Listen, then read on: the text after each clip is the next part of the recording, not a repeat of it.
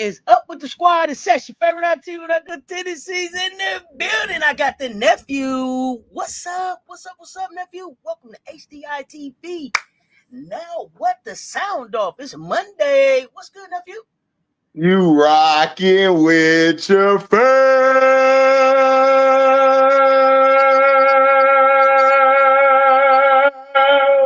Special opera. Special opera. Way to bring it out. Way to bring it out. That's the first opera. That's the first opera of the official women's basketball season. Miracle Rider View was good. Jermaine Smith, what's happening? What's happening? What's good? What's good? What's good? Coming in the building. I got the bifocals on today, people. I can't see, but I can see. I got these bifocals on because I got to look at these rankings. My eyes like kind of deceiving me. I call it out for you. I call it out for you. It ain't your eyes. It ain't your eyes. It's the rankings that's deceiving. It's deceiving like a bug. It's these rankings. Jeremy was having. Cecil, what's good? Michael, what's happening? Oh my God, yeah, Rooter. Y'all know what it is. Y'all know what week it is too. Y'all know what week it is too. It's okay. We gonna get to that. We gonna get to that. We sure are. We sure are. What's up in the building? What is Political Lil? What's up? Good. Jeremy, what's up? Nadira, what's up? Lisa, what's up? Lisa Pugh, LP in the building. What's happening? So, nephew, I ain't seen you in a minute. How you been? How you been? Everything before we get into it. I don't want to get right to it. You know, we just. Oh man, you know how it is with me. I'll be at war with everybody. Wait. So, yeah, you at war with everybody. How's the football season going? Oh man, the football season is great, but we got our butt kicked by the Pats yesterday. But hey, we'll bounce back. We still lead our division because the Ratbirds in Atlanta and the bum little kitty cats in Carolina lost. So we still at top of the division. So we all right. Did you expect New England to be this good this year? Yes, I did. Yes, I predicted. Me and Prince did a show, and I predicted them to make the playoffs. And I predicted them that they would battle the Bills to win that division. So I've been right about them so far. Okay. All right. But we ain't here to talk football. We ain't here to talk football. No. We don't want to get beat up. I don't want to get beat up. I don't want to get beat up, y'all. Yeah. USC versus Southern Cal, the battle of the SCs. Man, like where do we begin? Yeah, that's a Bucks fan. That's a Bucks fan right there. Oh, like, yeah. Oh, shout out to Darnell, man. Hey, already since the paper bag days, baby. Since the paper bag days. So I want to see something. I want to know something. If you think that the SC Southern Cal game is gonna be close, let me know.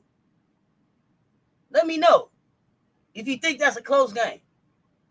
I've been hearing they chirping already. So we gonna get to that. But let's you don't nephew, you don't have a specific. I mean, you got Florida State. I know Florida State's your team. Yeah, they trash, but we good. Okay, wait. But wait, do you think they really trash? How do you think? Okay, so they just play UConn. I thought they played them pretty strong for early. It got away from them. But I mean, it's the defending champs. What do you think about? Look,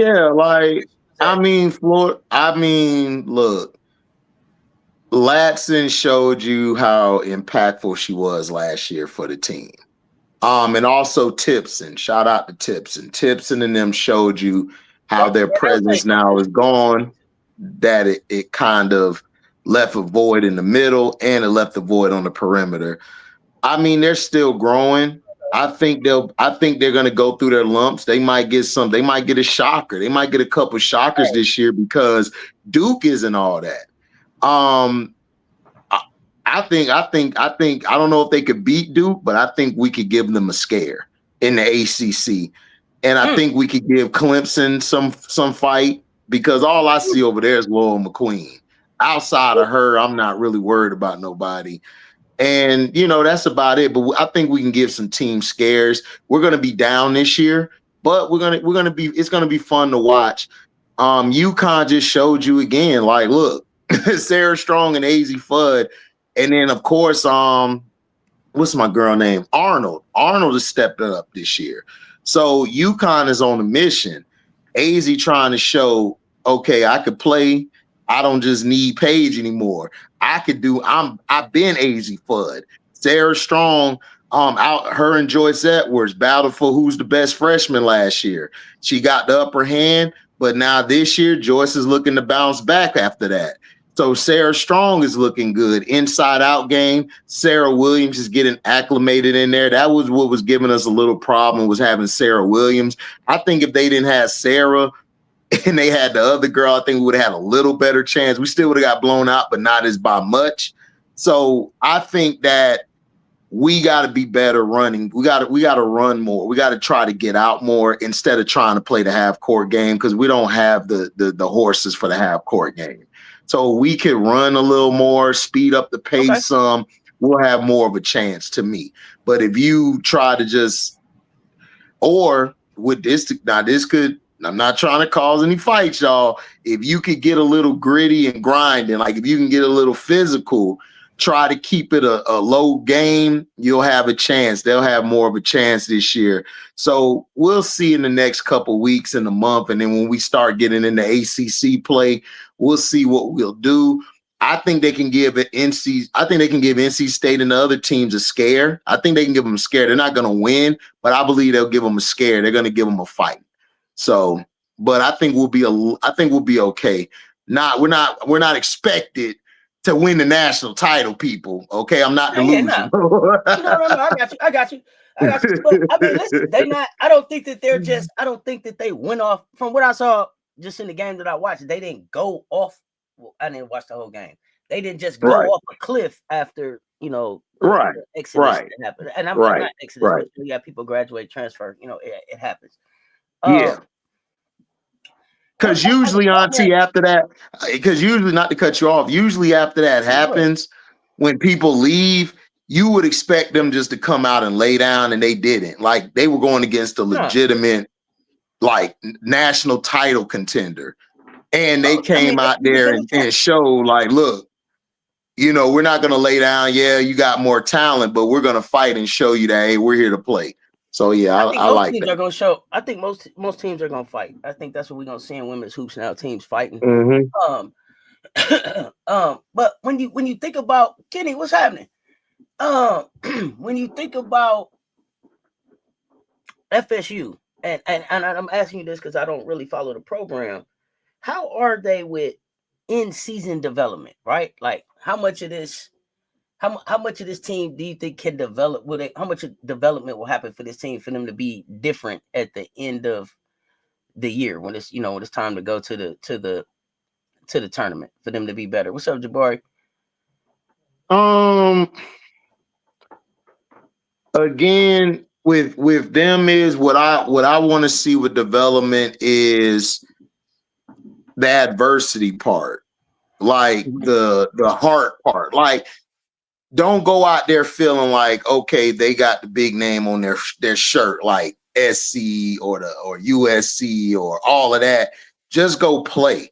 And I want to see each game, how their skills are, how their fundamentals are, how they're moving the ball, how they're attacking each level, how defensively they can get better. That's the development I hope to see. I say before we get to the ACC tournament, I expect this team to be better moving the ball, barring no injuries, because this is all before injuries, people. You get nicked up during the season. I want to see them be better on defense. I want to see them be able to move the ball. I want to see them press a little more. I want them to run some full court presses, some half court traps. I want to see them get better with communication. That's the development that I want to see, and I believe is going to be seen. Because we got some good guard play this year. We got some decent bigs. I wish we could have got some more bigs, but hey, it is what it is. But my development on what I want to see is that. I want to see them go out there and play their game and be the best they can be. And between 1 through 5, I need to see who the leader's going to be. Who's going to step up? Is Schaefer's going to step up? Is Kubek gonna step up. Who gonna step up to be the leader? Biles, is she gonna step up? So I want to see somebody take the alpha role and get the team going. And the coach, I just want to see the coach put her players in, her and the assistant coaches put her players in the best situation. Because look, let's just be for real. You're not finna beat like a top team. Now you could shock and win against the top team, but nobody's expecting you to beat top teams. But if you're in games, you can sneak off and beat a couple of them teams. So the development I want to see is confidence. Confidence is each game getting better. Like, I'm more confident in shooting my shot. I'm more confident in setting the screen. I'm more confident getting downhill. I'm more confident taking that shot. Next thing, defense.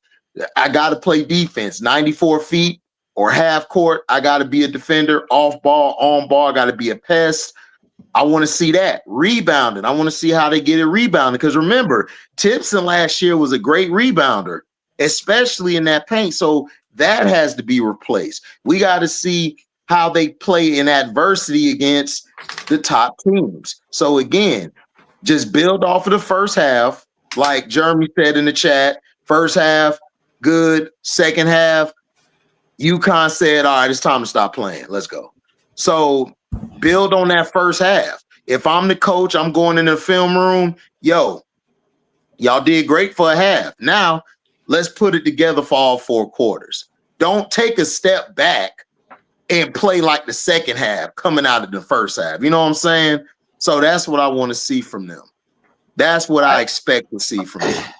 Got you. Y'all hit the like and share. They both right there. 5 of y'all share this out. So let's jump into these rankings. So UConn didn't move. South Carolina didn't move. UCLA didn't move. Texas didn't move. LSU didn't move.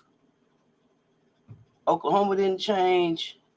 Baylor popped up the number 7.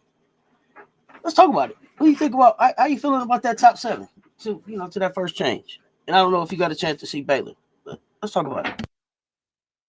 Man, look, listen, dude, who are you? Who are you, dude? Wait, nephew, who did you think they were? Let me see. Who are you? Like, no, because all I was hearing was Duke was gonna come back. Toby gonna be in the starting lineup. Now, albeit Toby did get a double-double. I believe she got 16 and 10. She did what she Toby did. Dropped almost a 30 ball last night. Who that? Toby dropped like 27 last night. Right. But here's the thing. Who was that against? I look at your comp. Now, because if you're going to use that against South Carolina or LSU or whoever, we got to use it against Duke too. Listen, y'all played Baylor. Taya Scott and them.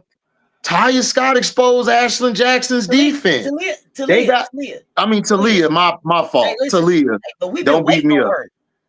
We've been waiting on her. Nephew, we've been waiting for 3 seasons. We've been waiting. That's why it's finna be so fun. Hey, listen, I'm watching Baylor. What's up, Detroit T?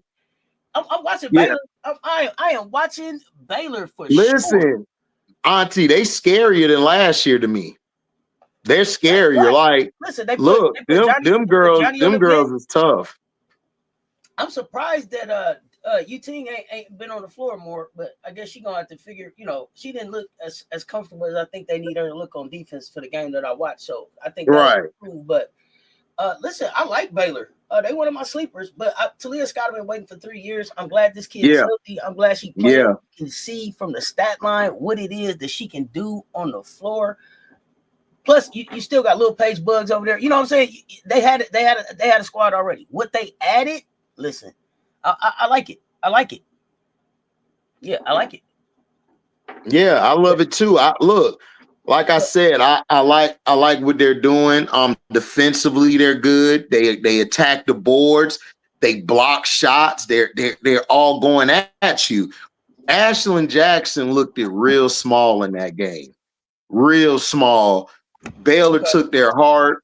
I like Baylor at number 7. I like that pick at number 7 because look. Oh, go ahead. Yeah, go ahead. No, you good. I was saying that I loved them at number 7. I loved them at number 7. They played a team who some have going in March Madness, probably Elite Eight. Some say that they're gonna win the ACC, and they beat them because all we heard last year and coming into this year, Big 12 is weak. Oklahoma, Texas left. We don't respect none of you teams. You know what I'm saying? Baylor came out and punched the ACC in the mouth to let ACC know, look, man, we're here to play. We're ready to play against anybody. So now that you won that game, how do you play after that? When you play other ranked teams, you can't hang your hat off of that one win. So are you going to be consistent and stay at 7 or go to 5? I like Baylor, and I'm going to keep a close eye. That's all I wanted to say. I think they're going to fluctuate. Go ahead. I think they're going to fluctuate, nephew. They're going to have some up and downs. They figuring it out. They fitting people in. You got new assistant coach right there. You still figuring out. I'm not saying they're going undefeated, but by the time it's time to play basketball, they should be ready, right? They should be ready. But I was going to ask you about Ashlyn Jackson. So we know that they lost Okonowa, right? Which I think is a big deal for Duke. Like, I think Aluchi was a big part of what they do. So absolutely. I'm wondering, do you think is Ashlyn Jackson the leader, or is that Donovan? Who is, who should be the face of that? And who's the leader? I mean, I'm gonna be honest with you. If I'm Toby Fournier, it's my team. It's Toby's team. Like Ashlyn Jackson, she didn't step up to the plate. That first game, you should have set the standard because you're a vet. This is her junior, senior year. This is her junior, senior year. You need to set the precedents. Donovan needs to set the precedents as well. They didn't do that. To me, Toby was taking more of the leadership role, not only emotionally. Hey, listen, man, look, man, sometimes you got to step up and take the lead. Listen, some players been there, they're juniors or seniors. Yeah, we got that lead by example. Fournier on that floor showed me she can lead by example and she can lead emotionally. So again, I like Toby. Donovan and Ashlyn, can they lead or say something? Possibly, but you can't be giving me 10 or 9 points in a game where that's that magnitude to try to set a statement. You got to set a statement because you don't play that many top-ranked teams outside of the NC State, the Notre Dame, and what's the other team in ACC? But outside of them two teams, you're not really going to play a lot of big teams. So you have to play. You have to step up and say, look, what's the matter with us? We got to play better. And I was disappointed in Ashlyn Jackson. She didn't show me. Now it could change. Now we could come back next Monday or Monday after. It could change. And I say, okay, Ashlyn proved me wrong. But from what I've seen, and then last year as well, down the stretch, I don't know. I don't know if she's a leader. I don't know if she's a leader like that. I think Toby has the chance to take that next step this year and solidify herself not only as the best player on the team, but as the leader as well. Because they're going to go as far as Toby goes. Let's be honest. They're going to go only as far as she goes. If she comes out, give you, like you said last night, 27. Then she gave you 16 and 10 the first game. Everybody else didn't show up. She showed up. Everybody else didn't show up. So they're going to go as far as she can go. And Reagan and Donovan, they're going to fluctuate this year to me. I don't see them. I don't see Ashlyn Jackson being consistent, that bona fide score number 2. I don't see it. I see her and Donovan switching. Aluche, her versatility was needed in that Baylor game. They didn't have nobody to help Fournier on the boards. They didn't have anybody help with the defensive stops on Talia.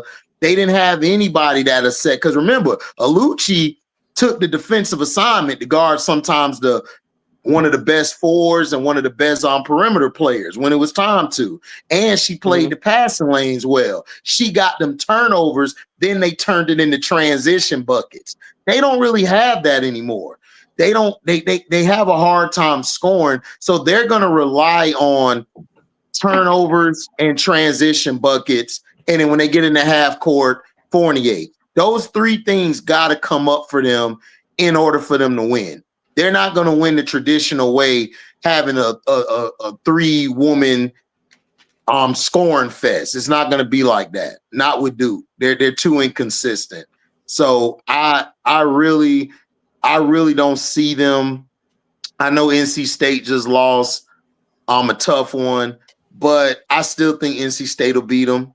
And I still think Notre Dame, look, I know they ain't play nobody yet. I think they could give them problems too because of Hannah Hidalgo, the gravity that she brings. So they got to show me something, and UNC might give them problems too.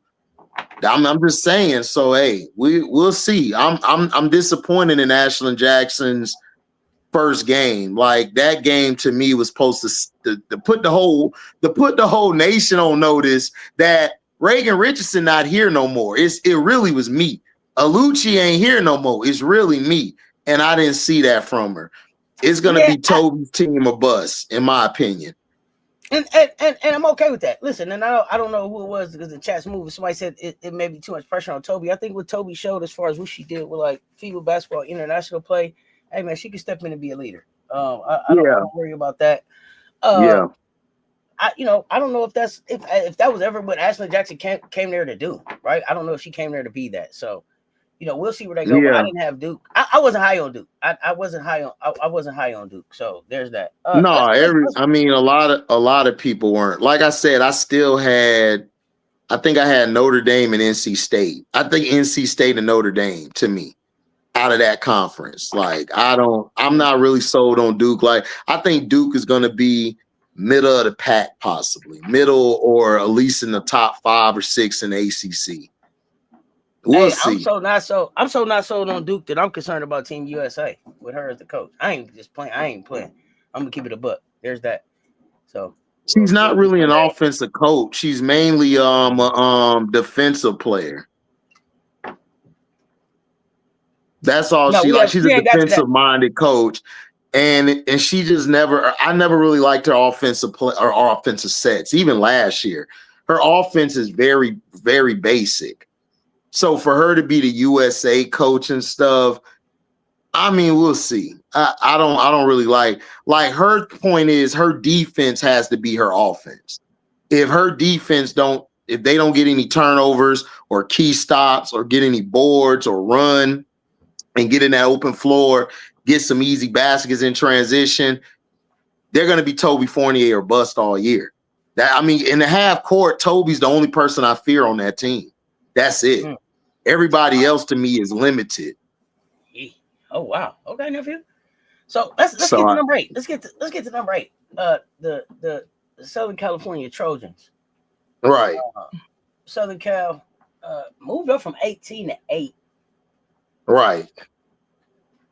I expected them to move up. I didn't expect them to move up that much. I'm gonna be honest. Right. It wasn't a blowout win over NC State. And let me say this: USC was one of the teams I was excited to see what their backcourt was going to do. Kennedy and Jazzy, I'm excited about them. I saw a couple other ones in the game the other night that was like, okay, I want to see what they do. But let me be very clear. Before we even get started. I'm not giving them any chances to win on Saturday. I didn't see anything out of them that was like, oh wow, we should be concerned now. I didn't see anything that said that. Hey, listen. 85 Fly, love Jazzy's game. Love Kennedy Smith's game. Love what that kid showed me over the summer as far as like getting deeper in her offensive bag and everything. But not concerned at all. NC State, they got some stuff that they got to figure out. I think that I don't want to take anything away from Jazzy closing, because when it was time to close, nephew, she closed, right? But when I looked at the game, it was also like, damn, Zam, you can't have them fouls like that. You can't have 4 fouls, quick fouls early like that. You got to be able to find your adjustment.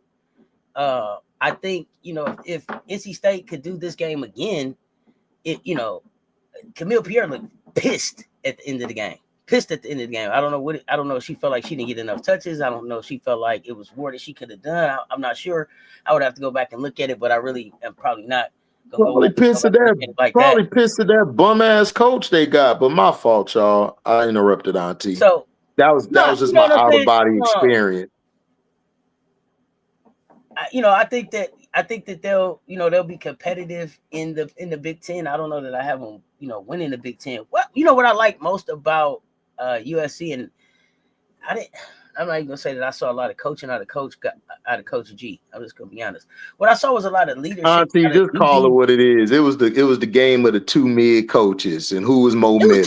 But go ahead. I do want to give Juju her credit because I saw Watkins up off the bench, like, being a leader, pouring back into her team. That's what you want to see from a player that's out for the season, that's still the face of the team. And I was wondering how it was going to show up, because Juju's not always the most vocal, right? So this is what we wanted to see from her in her next step and her next progression. And I'm glad that we're seeing that, even though she's not on the floor. Like, people were like, Juju, she doesn't talk a lot, she don't do that. But I saw it. I like it. You say Tilda should have done more. Yeah, Zam got to figure out how to make the adjustment. NC State should have won that game. What's up, Michelle? What's up, Michelle? Nah, she got to show. She definitely will show up. I think they'll show up different. But it's a game I will watch again. It's one I wouldn't mind seeing again. Right? It's one I wouldn't mind seeing. Mm-hmm. I wouldn't have had him at 8, but go ahead. You wouldn't have had him at 8? Where were you? Where would you put him? Not from 18. Not from 18. You would have had him at what, like 12, 11? Yeah, I was gonna say 12. Okay. Actually. So I like 12. I see that. I think the reason they jumped so high is because NC State's number 9, and then you got to remember they're high on USC. They just wanted to basically make sure, because Juju was out, so we didn't know how this team would look. So I think that's why they jumped up that high. But I thought they would be between 11 to 12 as well. I don't know. Kennedy Smith just still doesn't look comfortable in his offense. A few people said that. What is it that you didn't see that you want to see more of? What is it? What level of effort did you expect? I want to see Kennedy come off of pin downs. I want to see her be able to get downhill. I want to see Kennedy game expand. Like, I think a lot of times these coaches have egos, and some of them have a right to, but this coach don't have a right to have an ego. You have to adjust to the team that you have. If you know that you're limited in your offense, what are your assistant coaches doing? This is where I would go with Rob on this, where he would say, what are your assistant coaches doing? Like, where's the adjustments? I mean, she has a great defensive mind. She's great on the defensive end. We know that. Kennedy Smith's a dog. She's going to be at the next level, locking down the best point of attack players. I want to see her get better offensively. In that UConn game last year, she really balled out offensively, and I thought we were going to get that Kennedy Smith. And again, we're getting this godly bullshit, whereas we're going to slow it down and be methodical. You got a bunch of young lionesses out there. Run. Get the ball in the open court. Let Kennedy get downhill. Let Jazzy work as she goes, like she did yesterday. I just think Jazzy's IQ is what got her the buckets that she got. Because it wasn't no godly setup. They don't really have a great point guard. It's okay. But to me, Juju's leadership, I've always knew Juju has leadership.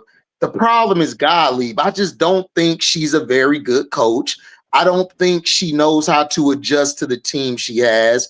London Jones really saved their ass down the stretch. London Jones didn't go off like she did in the fourth quarter. They was in trouble.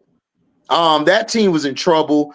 And to me, I don't know how they're going to adjust to, let's say, Don. If Don say, yo, we're going to go full court. Oh, we're going to get up in them in the half court. We're going to let Joyce come out on the perimeter and do the switches on the little smaller guards. We're going to let her rough up Jazzy a little bit. I don't know how they're going to adjust to that. That's my thing. I still see the same team, and I don't think they have enough shooting to me. They don't have enough shooting to me. To me, is London Jones a bust? If London Jones go cold, what's happening? Not if that. London Don't say Jones, that. Don't you say that. Don't you say that. if London Jones Don't you, go cold, don't you, no, I'm talking if to you, London nephew. Jones go Don't you say cold, that. if Don't you if say that. London Jones goes cold, this team's in trouble because now all I got to do is stack the paint and keep you from getting out of it. So Wait, so no, so no, wait a so minute. You so gotta address this, nephew. So London Jones is the X factor for Southern Cal? she's not the X factor, but if she's she's not the X factor. Okay. The thing with London Jones is, but her shooting is very key. If she doesn't stretch the floor, Jazzy won't have an open lane. Kennedy won't have an open lane. They won't be able to get downhill. And that's So you don't not a see way to anybody else that win. can stretch the floor with that kind of shooting on their roster, is what you're saying, basically. No, like to me, them losing the players they did, they should have tried to go get another shooter that's consistent with London Jones. And then you got to remember, Jazzy is still young. You don't want to put everything in your freshman's hands. I expected Kennedy to come out and get going. Some easy buckets, downhill, post up, get to the basket, shoot the midi. Kennedy don't have to be a 3-point shooter. I don't know why people get this notion, oh, she got to shoot a bunch of threes. No, she can shoot at least 1 or 2 threes a game. I want to see how she operates in that paint, how she operates on defense and in transition. We know what she do in defense. I'm not looking for that. I'm not looking for that. That's what I want. That's what I want from Kennedy on more. So again, London Jones has to make her baskets. She has to make her threes. That's the only way they're gonna have an open floor or open space in the half court offense. If they don't have that, then they're in trouble. Are you saying that just against South Carolina, or are you saying that just in general as their strategy going forward for the season? It's in general. Like against the top teams, right? Like your top teams, right? You look at UConn. UConn gonna destroy that. Like, let's be for real. Like, they're gonna take London away. They gonna take London away, right? They gonna tell Kennedy Smith try to beat us, and if Kennedy ain't getting downhill or getting an easy bucket, or Gottlieb not making it easy, the assistant coaches and Gottlieb don't get a game plan in order to make it easy for her, Jazzy. Oh, that's an L. Then you got South Carolina. That's an L. You go to UCLA, dude, they could beat you too, because even though that coach is in L, I still think Kiki Rice could get the buckets, get downhill, get Betts involved, get that offense going. I think they would struggle with that. I think Texas would beat them.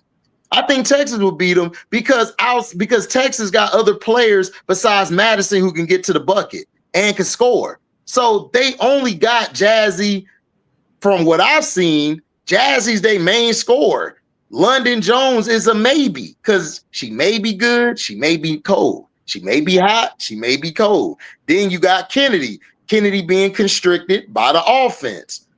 I'm saying, I just am disappointed in Gottlieb again.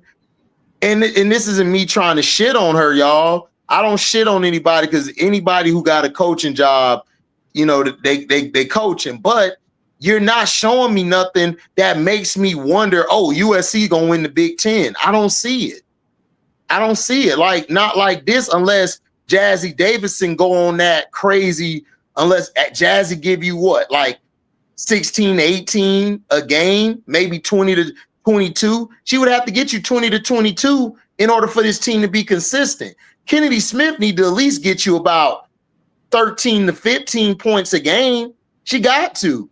I can't have her with just 10. I'm just saying, she got to be better. Like, I don't know what Gottlieb was doing this offseason. Like, she was twiddling her thumbs or something. What was she doing? So, again, like, they'll be good against, like, the Notre Dames, and, like, they played NC State. To me, that was more about NC State choking. But against the top teams, I don't see it. I don't see them, even against LSU. I don't think they'll beat LSU. I think LSU would beat them. Like I don't see them beating any of the top 5 teams. Now I could be wrong, and we come back and then, but from like 6, 7, and forward, they'll be good against them. They could win against them, but the top 5, I don't see them beating the top 5. Okay, I want to. Okay, I don't. You got anything else on USC? But before I go on, I want to go back to the top 5 because I want to ask a question that I didn't. I want to go back to top 5 real quick. Yeah. I mean, yeah, I'm done with USC. I mean, like I said, it's gonna be Jazzy Davidson. If Kennedy Smith Auntie doesn't get going this year, USC is not gonna win a lot. They're not gonna go far in the tournament. And they're not. It's just a matter of them just getting some real playing time on the floor and getting some chemistry. They can. I mean, chemistry is cool, but again, what is chemistry when Kennedy Smith hasn't looked like her offensive game has gotten better? What's chemistry when you got to depend on your freshman, and I love Jazzy, to carry you? That's not gonna work. I love Jazzy, but that's too much pressure on her right now. And London Jones, you're dependent on an undersized guard to go off every game. And we saw this London Jones last year with UCLA. When her shot's not falling. Now, like Jonathan said in the chat, shout out to my brother Jonathan. Yeah, she gets to the basket, but how many teams are you going to get to the basket on like that? Like that's really good defensively. But you gotta believe that they think that they got lightning in a bottle twice. Like they have a Juju type freshman that'll be able to take them into the tournament. They got it. They believe this is another Juju and an Urge type situation.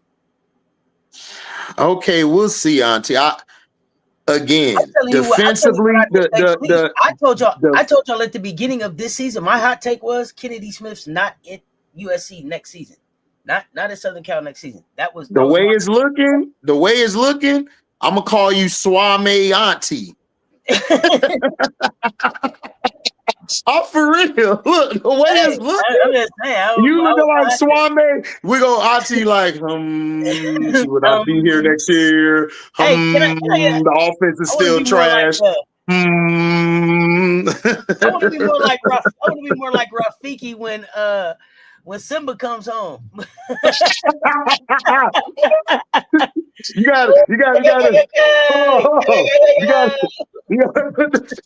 hold on, you gotta Hey, man, hey, he is home. You hear me? He is him. That is weird. So, but let me go back to the top 5 real quick. Do you believe as a top 5 team in this nation? Yes, I believe they are. Like I told you, if LSU does what they're doing, listen, I love Jada Richard. Jada is to me could potentially be top 3, top 5 point guards this year. Because I'm not putting her in the top 2, but she can be a top 3, top 5 point guard this year. I love what Zakia's giving me. I mean, I get her name messed up. I might have messed it up, y'all. I'll just say Ms. Z. Ms. Z, I like her tenacity. She's undersized, but look, she plays with fearlessness. Flaw J, to me, she's going to be Flaw J. I just want to see her get better defensively. MK, to me, is look better off the ball scoring as well, because I know what she can do with the ball in her hand. I love her off the ball scoring. I think she's going to be dangerous in that role. Fuwali coming off the bench and everything, I mean, it's dangerous. It's a very dangerous team. Now, like I said, I got them or y'all winning the SEC this year, and I got both of y'all getting to the Final Four. I picked that before the season, and I believe it will happen. As long as Kim Mulkey stays out of Kim Mulkey's way, let her assistants give the game plan, speed it up, let Jada be that PG. Don't get too cute, because she like to get cute to try to say, oh, I'm Kim Mulkey. I got this ugly dress on now. So again, you have to play your game. You got a bunch of young freshmen who want to play and win. This is a very unique freshman class. Let them play. Let them go out there. Let Jada do what she does. be the point of emphasis on the offensive end. On defense, she'll be good at guarding the point of attack. You have some good rotations there. Koval, to me, that's still my question mark. But I think with this type of offense, I think she could do well in. I think she'll be better with this team than she was in Notre Dame, because I'm not really high on Neil Ivy's coaching. I've always questioned her coaching. So again, I think they're good at the top 5. I like them at 5. 5 or 4 to me is where they should be at, in my opinion. Oh yeah, no, you got a lot more confidence than I got in them. Yeah, no, they're gonna have to prove it to me. I feel like they have less rebounding. I feel like they got less experience. I feel like they lost more than they gained, and we gonna see when they get to the SEC. I don't have them top 2 in the SEC right now. They'll have to earn that for me. Who you got? You got SC, and who else? I don't know. I'm looking at Tennessee. I'm looking at Ole Miss. LSU to me right now, it's fool's gold. 3-0 looks really good. What they've been doing looks really good against the teams that they've been playing. Let's see what it looks like when they get to SEC play. No, I understand that. Look, I mean, that's when it matters. That's when it matters most to me. That's the question I got with all these teams. What you gonna do when you get to SEC play, or when you get to your tournament play? I think in there, from what I've seen, yes, it's against cannon fodder. We know their schedule, and we know Kim Mulkey's scheduling system. Tennessee's okay to me. They still got a lot to prove to me. They just got to prove to me. I got to see consistent scoring from them when the 3 ball's not falling. How do they do after that? I trust LSU's offense a little more than them. Then Texas. Texas, the only other team I could see 1, 2, or 3, in my opinion, in that conference. Oklahoma to me. Oklahoma. Yeah, I know you don't. Oklahoma, you got, of course, Ray. See the jump. She plays UCLA tonight. We're gonna see how she fares against. We're gonna talk about that. Oklahoma can mess around and have a say in that top 3, 4, 5 seeding. Vanderbilt looks incredible. Michaela Blakes might probably be the best scorer of this generation if she keeps doing her thing. She could, and I predict, and if I'll come back 2, 3 years from now and say, if it don't happen, say I'm wrong, I think she's a superstar. She's gonna be a franchise player at the next level. She's a beast. So again, who you say you got to come back in a few years to say it? Who? Michaela Blakes. I think she's a bona fide franchise player / superstar. You can say that now. It's Blake's her She a beast, dog. Like, man, and she gonna give some teams problems. Yeah, she gonna give some teams problems. She gonna give some teams problems. So, like I said, I mean, I like LSU. I think they'll be fine. I like their ranking where they're at.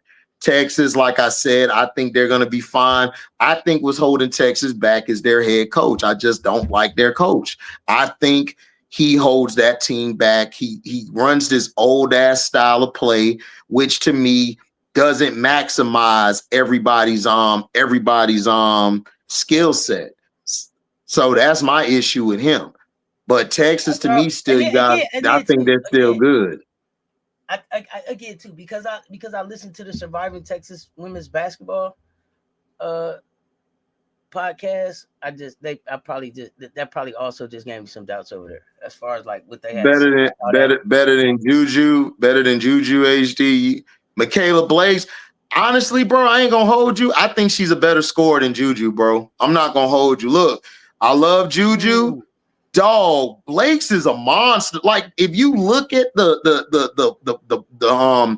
if you look at the spots she's scoring from, it's effortless. With Juju, it's like Juju makes it harder on herself to score than you know what I'm saying, than naturally scoring. Blakes is like, Blakes wake up out the bed at 3 a.m. Bucket. It's like it's nothing.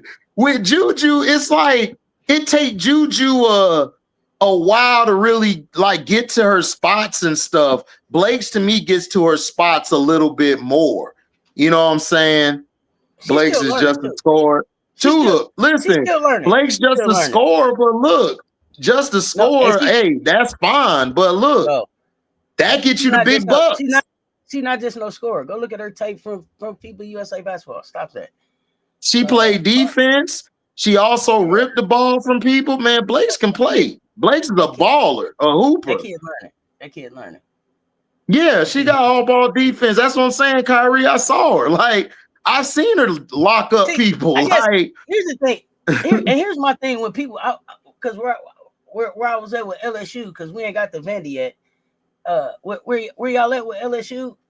It's hard for me to say Ole Miss ain't better than LSU. Ole Miss beat LSU in the PMAC with no offense. Ole Miss is nice. Ole Miss is tough. I know y'all gonna say, oh, Flau'jae wasn't there. That's fine.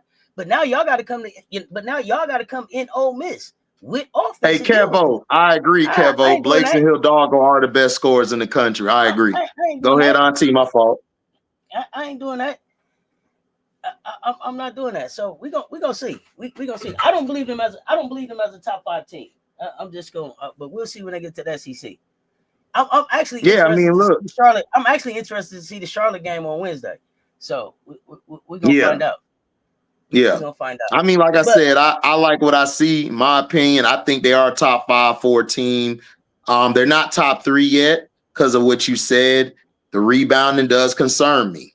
It does. Defensively, they're not real consistent defensively. If they can clean those 2 things up, then they'll be a top 3 team. But Ole Miss is great.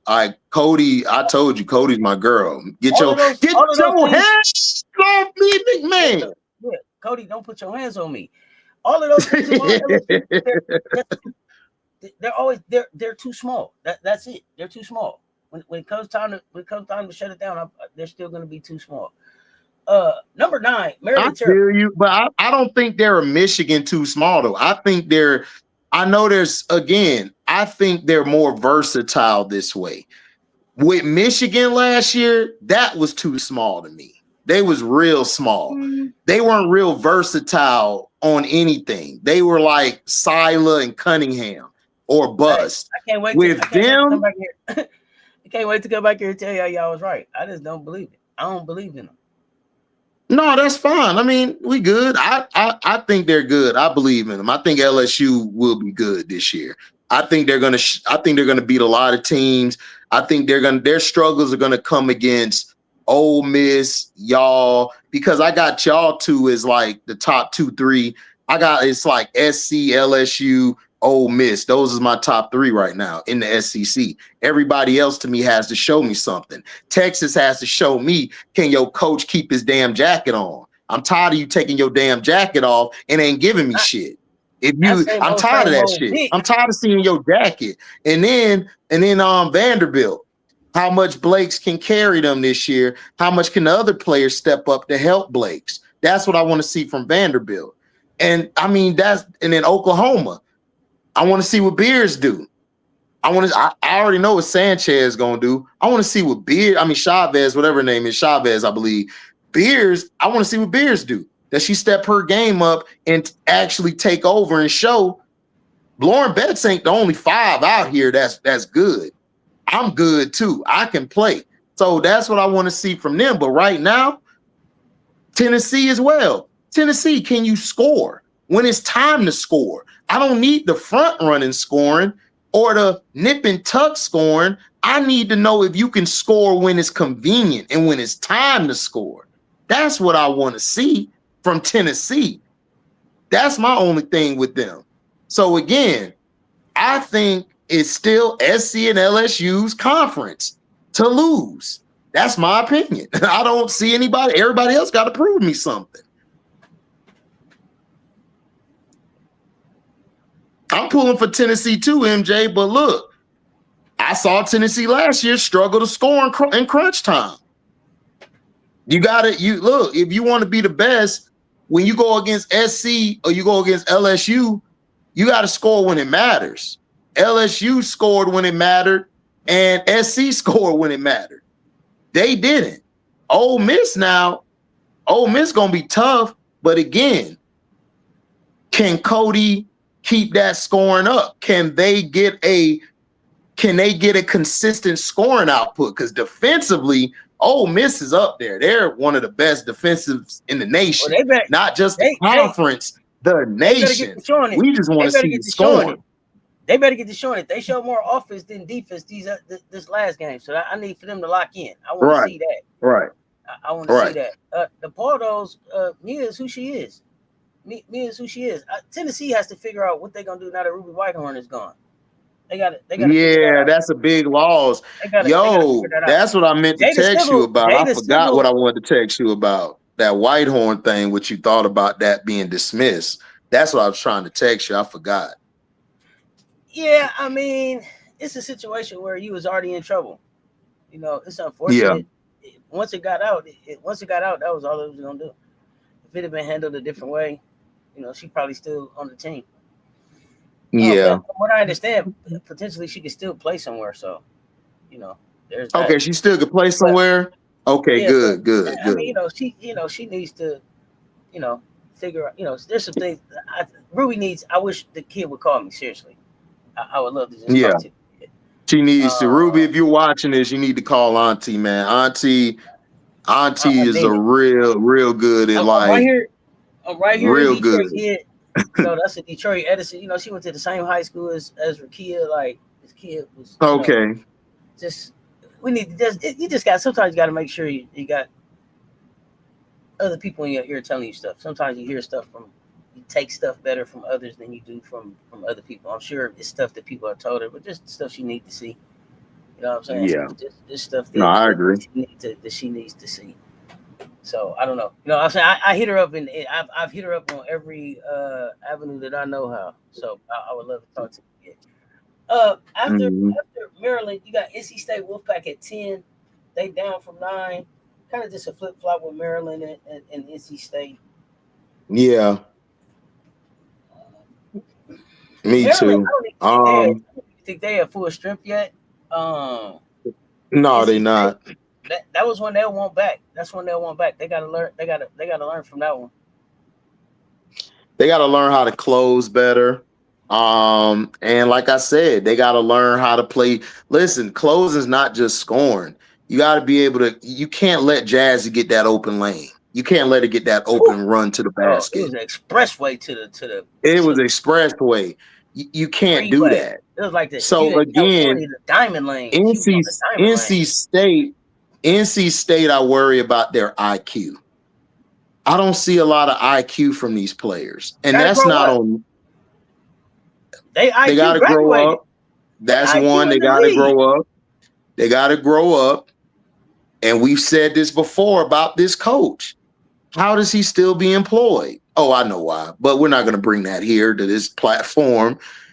Like, bro, like your main thing as a coach, yes, I don't blame coaches all the time because I believe the players have it in their hands to take over the game or defensively make a stop to win the game. But as a coach, you have to be able to put your team in better positions. You have to let them know, look, don't let the easy drive go. Now, if Jazzy would have made a shot where shit was contested, it was great defense, hey, better offense. That is a coaching problem if you allow that to happen, because guess what? That film's out there. Now, the next team going to be like, oh, it's a close game? Hey, that Jazzy. You know what I'm saying? So you have to be able to – his problem has always been situational. He's had great teams. But I always question NC State's situational basketball. Their situational basketball has issues. They have issues. And last year, they could have did what they had to do in the tournament. Why did they lose? Situational basketball down the stretch, defense and scoring. So again, his adjustments have been poorish. Now they dropped to 10. I'm surprised because I thought they would drop further because you lost to a number 18 seed. So I thought they would drop to 15 or 16. But now that you're at 10, them to drop further, but I didn't expect. There we go. We on the same page. They should have dropped. Right. Well, I didn't. Yeah, I expected USC to go between 10, 11, or 12, and NC State to be at 15, 16, or 17.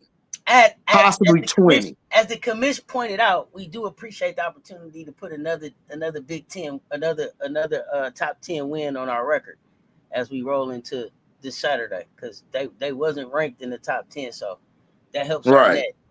That helps our overall net ranking. So thank you. Right.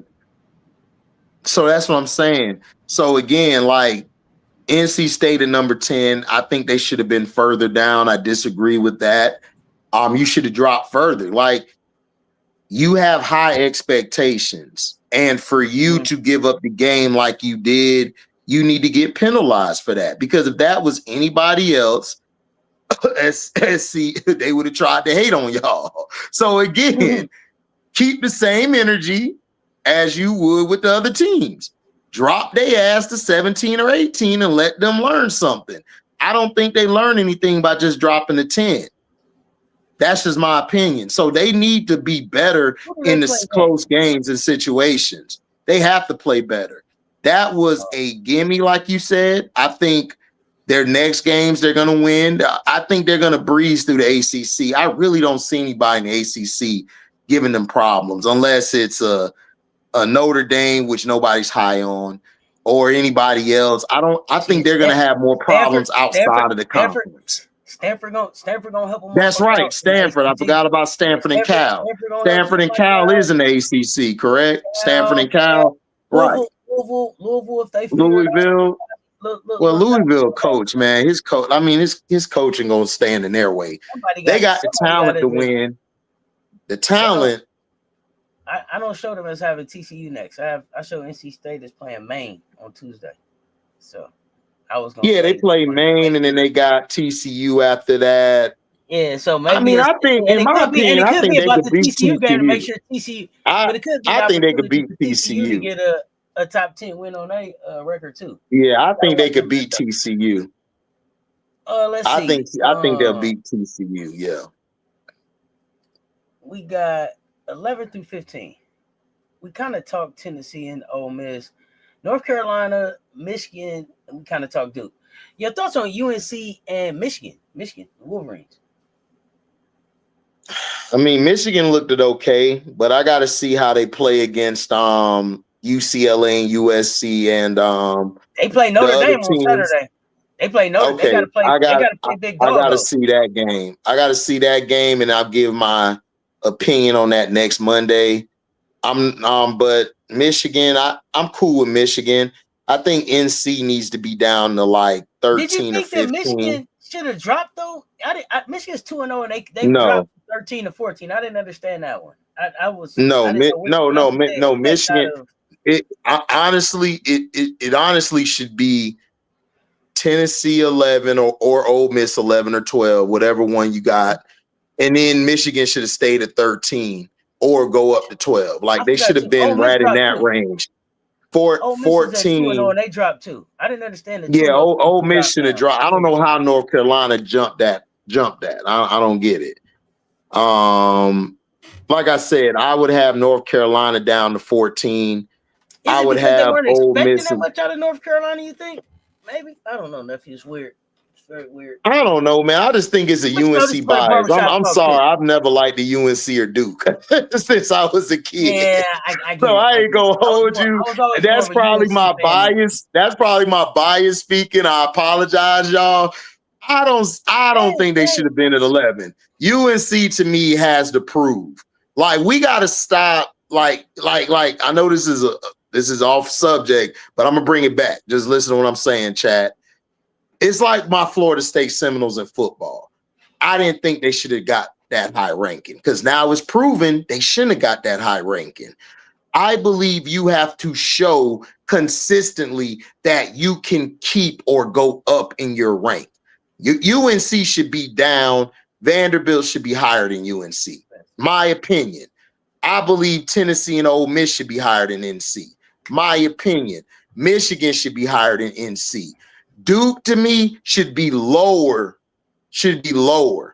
Now, Iowa State, TCU, I still think Vanderbilt should be over them too. That's my opinion. Notre Dame is fine at 18 because Notre Dame still got to prove to me what they can do. OSU is sneaky. They're okay. I got to see how they play. I like Staley Hurd. I'm watching Oklahoma State. Listen, I've been watching Oklahoma State. Yeah, they're sneaky. Okay? They're sneaky. They're sneaky now. Now, two things can go this way. I want to see how they play out of conference, and I want to see how they sustain in the conference. If they do those two things, I don't have an issue moving them up to 14 or 15. But North Carolina to me is below them. That's my opinion on North Carolina. We got Iowa Hawkeyes next. Oh, Stokey. Hey, man, they threw Stokey out. They just threw Stokey away. Like, they didn't, like, she ain't been to 2 national championship games. They don't talk about Stokey no more. They don't mention Stokey. Goodness gracious. Look, listen. That's why Auntie love Nephew, because Nephew gonna tell you what it is. Look, man, Stokey, listen. Stokey you went to some national titles. I tried to tell your light-skinned ass who love Caitlin Clark all day to bring your puff-haired ass to Florida State. But no, you wanted to stay in Iowa. Oh, I'm loyal, man. F all that. You would have had a starting job. You would have got attention. You would have got your buckets up. But no, you want to stay a Hawkeye. So I'm going to be mean right back. That's what your ass get. You should have left.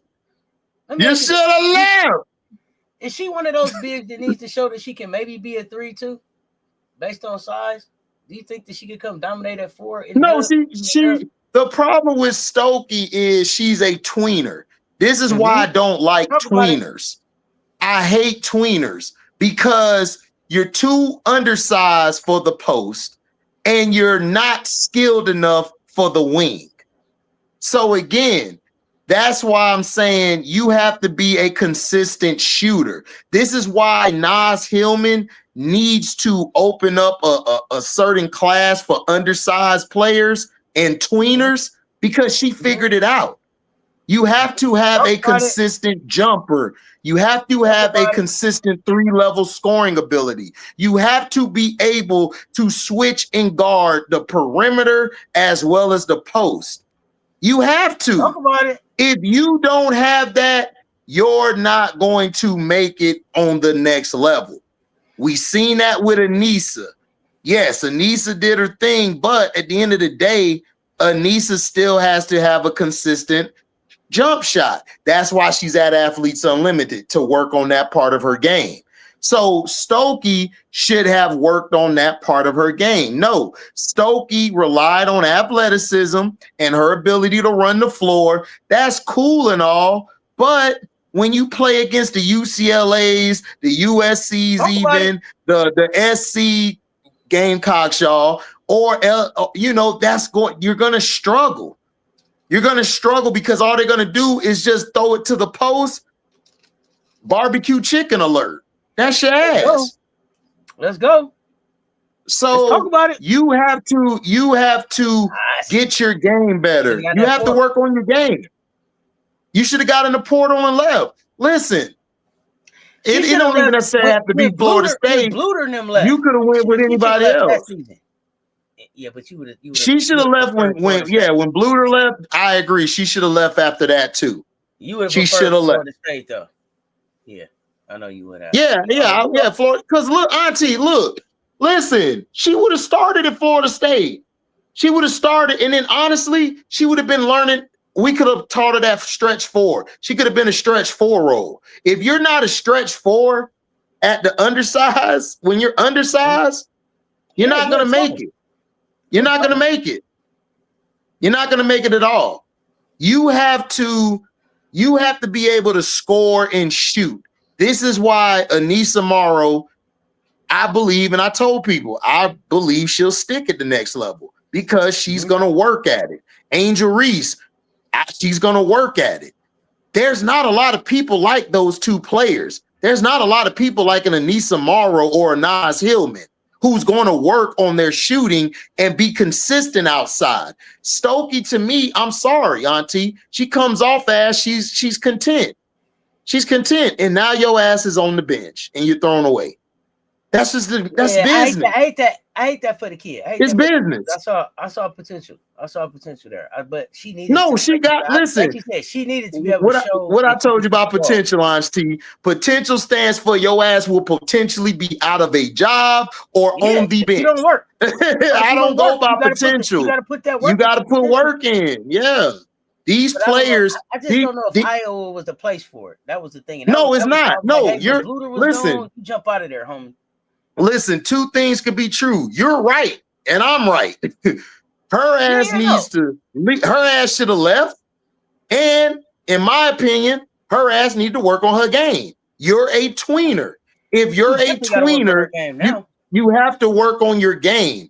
You have to be able to do what you have to do. You have to be able to stretch the floor as an undersized 4. You got to. Benji baby, that's what I thought. I thought that Stokey and Auntie could have helped each other. You can stay on. Hey, Benji baby, I agree with that.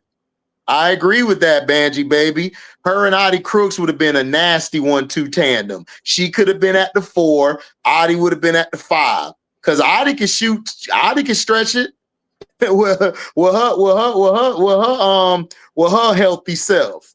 That's what we call the beautiful big Southern women healthy. You know what I'm saying? We don't use that big or fat stuff. No, we like them scrumptious in the South. So we call her healthy. We say scrumptious. We like them scrumptious. Scrumptious. We are walk into the buffet like scrumptious. Oh, you are funny. Okay, I kind of talked about Louisville already. They my sleeper. Laura Ziegler's in there. McKinley Randolph is still there. Tajiana Roberts is there. They got to figure some things out. You know, I got a kid there, so I'm always watching. Sleeper in the ACC. I got to see what they do. 1-1. Drop down to 22. Got to tighten up on defense, man. Got to get consistent to be able to stay in the top 25. Yeah, you got to. Yeah. 23, 24, 25. Out of those 3 teams, 24 and 25 are going to be interesting teams to watch. Michigan State is quietly doing something over there that I don't think nobody paying attention to. I like what's her name? What's the girl name? Jaden. Is that the one? Let me see. Hold on, because I want to make sure I get the name right for the one who I was watching. You say you like Jalen number Brown? 23. She's 23. Jalen. Yeah, I like number 1. I like number 1, Rashonda Jones. That's the one. Hey, Jones. Hey, Jones. Yeah. Jones, my dog too. Yeah. Jones, my dog too. Yeah. Michigan State got it. Michigan State, they doing something quietly over there. It's interesting. But I don't believe in the whisper. I don't fool around. Man, get that. Oh boy, I'm about to say it. Let me stop. I'm about to say it. I ain't gonna say it about him. I'm good. Go ahead, Auntie.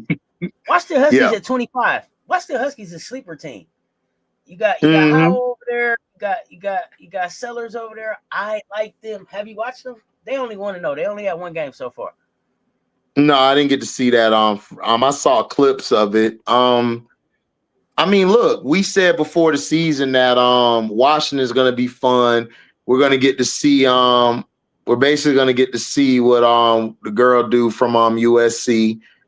I think they're going to be an interesting team. I think, look, they still got Sellers over there still. Like I told you, I'm a big Sevilla. I'm gonna just call her Sellers. I don't like messing people's name up. Sellers, I've always been high on her. I like her hustle. I like what she brings to the game. I want to see what Avery Howell do this year. I want to see her step up. If she steps up, that'll do wonders for her. Again, Washington is going to be fun.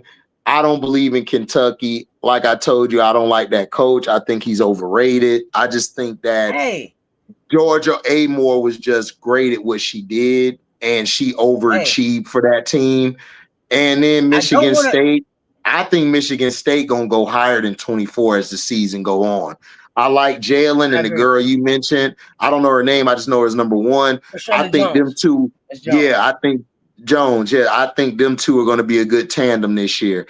Are they going to win it all? People know, but they're going to be fun to watch. I do want to say this about Kentucky. Kentucky do got a hooper over there that is hooping in spite of Clear Strap. Yeah. Watch Clear Strap. Oh yeah, Strap. Oh yeah, Strap always been nice. Strap nice. Watch out, Clear, man. Clear trying to show y'all. Listen, I was D-Point last year for SEC. I'm trying to repeat. I think she's gonna have some competition. I like Strap. She damn near dropped a 30 ball the other night. So I like her. So yeah. I'm watching Clear. Yeah, I like Strap. I like Strap. I just don't like I just don't know about Kentucky. I just don't like the coach.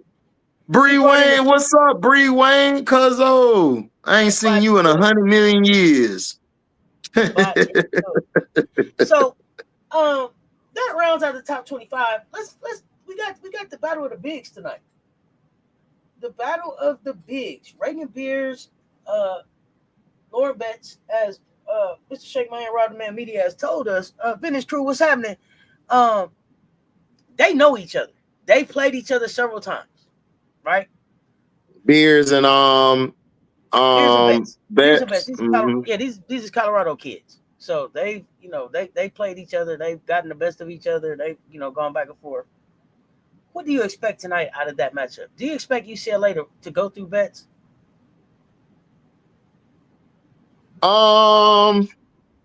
They're going to, because that's what they're based on, is going through Betts. Me, I would just go through Kiki, because I don't think the perimeter play for Oklahoma is all that. And I think Kiki, because I don't know she came off the bench. She came off the bench one game. Let me see. I don't know. Y'all let me know. Is Kiki healthy? Because I know she came off the bench one game. Is she back starting? If Kiki's not healthy, then Oklahoma finna win this game. Because I don't trust Betts. I just don't trust Betts. Chavez, Chavez is gonna be a bona fide bucket. That's all she is all offense. She's a B- B on offense. She's a D- on defense. She's just all offense. So I expect her to do well scoring, but I don't see her making no key stops unless she gets defend who? Chavez. No, if Kiki Rice is healthy, no, she can't guard Kiki Rice. Kiki Rice way better than she is. I said, do you expect UCLA to be able to defend Chavez? You said she a certified bucket. Do you like Kiki Rice as a defender on her? When Kiki's hurt, I don't really like her when she's playing hurt. But if she's healthy, somewhat healthy, I think she'll do a good job. But I think Chavez is going to get her buckets, because Chavez is a prolific scorer. You know how scorers do, like scorers find ways to score, and even if they're getting shut down. But I think Kiki's going to give her some problems tonight. I think Chavez is going to, she's going to get her buckets, but I think ultimately Kiki's she's going to keep Chavez in check. This is going to come down to the big matchup with Beers and Betts. Can Beers keep Betts off them boards? If Beers can keep Betts off them boards and can knock down her jumpers, her outside shot, and could get a couple down low, Oklahoma could pull off the upset. Yeah, I'm excited to see what Beers brings, right? This is it. And it's coming early in the season, but this is the showdown. There's not another big that Beers is going to play, right, this season? Let me think. No. She's going to play against Oko, right? She'll play against... she's playing against Old Acre from Texas? She'll play against Old Acre, but she's going to have to play against Medina Oko to get in SEC play when she plays SC, right? But SC, my fault, yeah. But the big matchup that they're going to, put on the big stage is this one. This is the matchup she got to go win right now. This is a nationally televised game. Hell yeah. They got to. This on ESPN. Let me get the schedule up real quick so I can tell y'all where it's at. I don't want to tell nobody. Yeah, because I've been having FS1. If it's on FS1. It's on FS1. Oh, I can watch it. Hey, we're going live tonight. Hold on. It ain't even on ESPN. It's on FS1. Tune in. Now, the interesting thing about this one is that it's on a neutral site. So they're playing at the Golden One Center in Sacramento. So, neutral site. Neutral site. This is neutral site basketball. We finna find out. This is semi-tourney. It should have a tourney-like feel to it, as far as I'm concerned. Right? No, this is a playoff matchup. Like, this is that's what we say, Auntie. This is what we say in professional sports. This is a playoff matchup. This is we gonna see you in March. We gonna bust your ass tonight, and we gonna bust your ass in March. This is what it's about. Who gonna set the tone? Who gonna set the tone? Who gonna come out and say, listen, we coming to your trap and we gonna take it over? Who gonna do that? But that's who gonna set it up? That's the thing. Oh, if Oklahoma comes into California, because I mean you in Sacramento, but this still your home turf. It's Cali belong to you, right? That's what I'm saying, Auntie. If Oklahoma walk in California, walk out with the dub, and take your trap. Who are you? Who are you for the rest of the season? Because now is the Big Ten scared? Can Oklahoma put out a tape? Can Oklahoma put out tape that says this how you beat them? I don't know. We about to find out. Joe Mama, appreciate the super chat, fam. Chavez just take any kind of shots. Needs to learn how to reel it in. Some just saying. So is that? No, I agree. I agree. That too to Chavez too. But hold on, I needed to.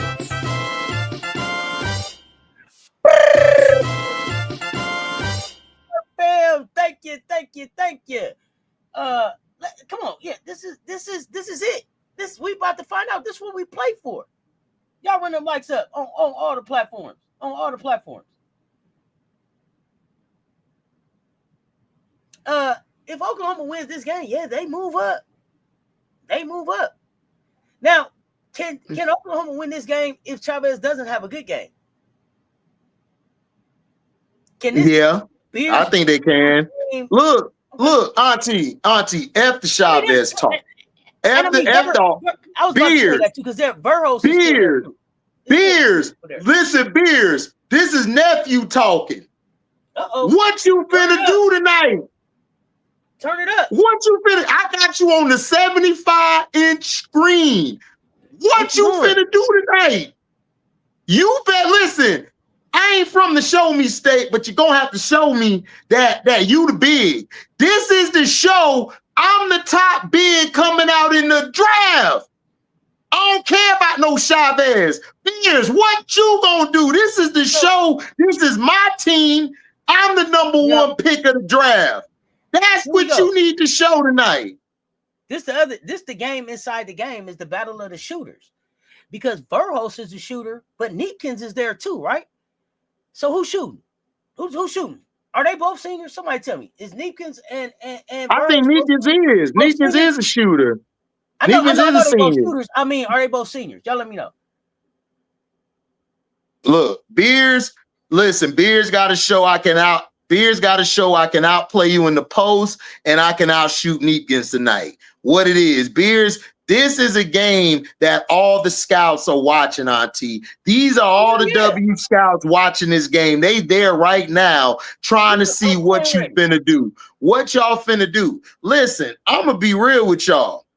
Beers, I'm putting my faith. Beers, you better come out here and bust her ass because they've been saying you ain't a top 5 pick. You ain't up there with Betts and them. You got to come out here and show I'm busting ass tonight.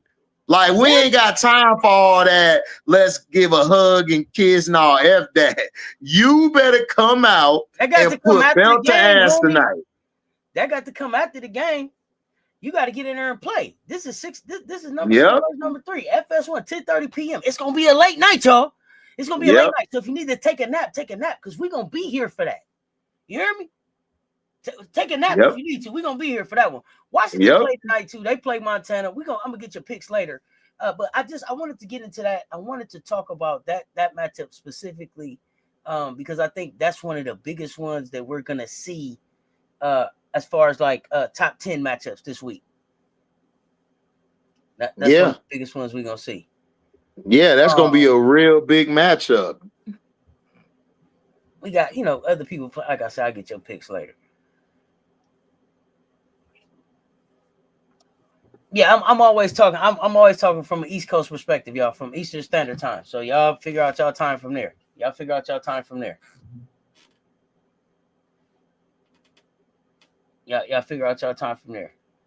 You definitely gonna take a nap the way I was snoozing on Cal game last night. Okay, Vintage Crew, get your rest. Get your rest. Oh, Nadir, you messed up tonight, Nadir. You gotta watch the Eagles too. Yeah, you messed up tonight. You gonna have a hard pill to swallow tonight, like my brother Show would say. Get your devices charged up and everything. Yeah, get your rest in. Get your rest in. Molly said, "I'm gonna need some coffee."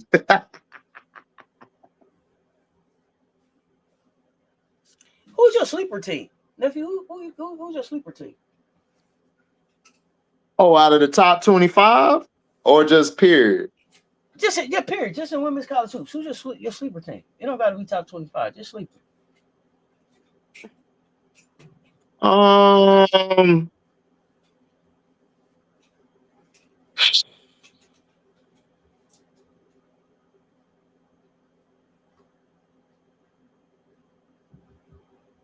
I think I'm gonna go either go Richmond or I'm gonna go West VA.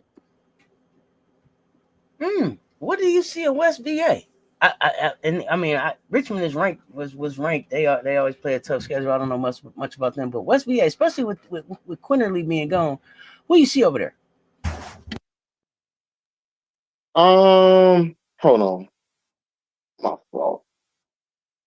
Or is it just the program? They stay solid, because sometimes it's just, hey, it doesn't matter who's there. They're going to be there in the end with some of these programs because of who the coaching is, what the programming is. Yeah. I think the reason I picked them is and everything. I think the guard play is going to be fine without Quinterly.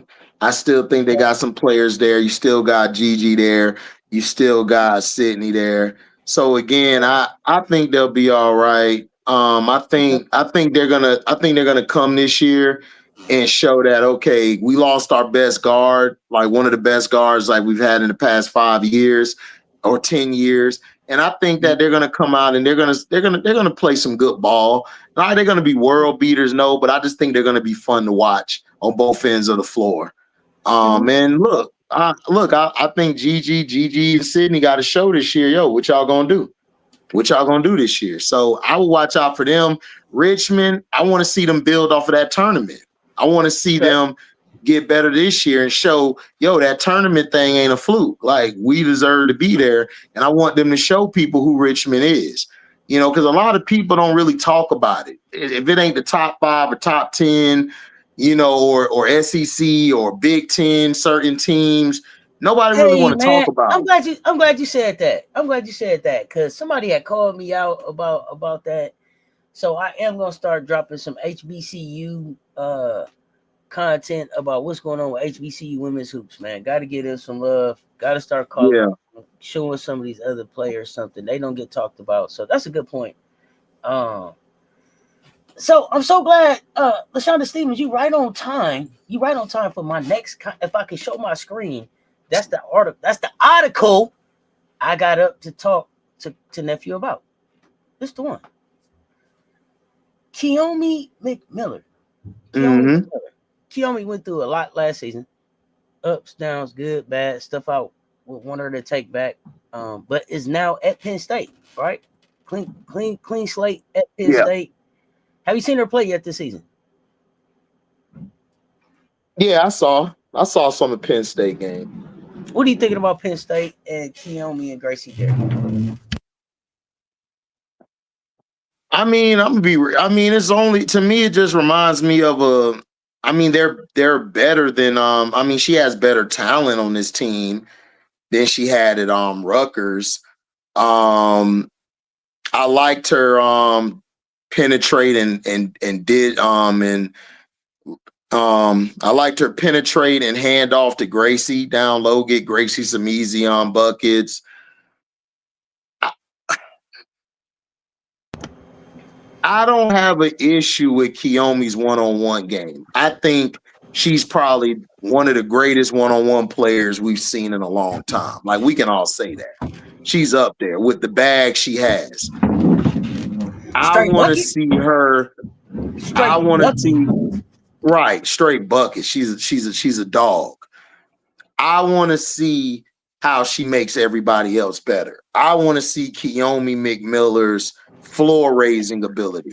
Can she raise everybody's game? So far it looked at okay first game, but I want to see when they're down 10, down 15, or if they're down 2 in situation to win the game. How does she approach that? Keomi's decision making is going to be a key factor for teams to want to invest their franchise with her. She has to show that I could play off the ball. I can move without the ball. That's the key things I want to see from her this year. I know what you can do with the ball. You a beast. Can't nobody touch you. Let me ask you this about Penn State and Keomi. Do you think that she transferred to Penn State as a forever home or as a one and done? Or let's see how it goes.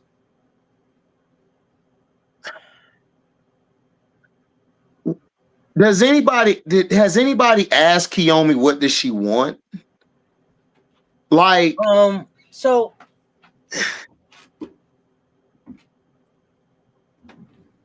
I think from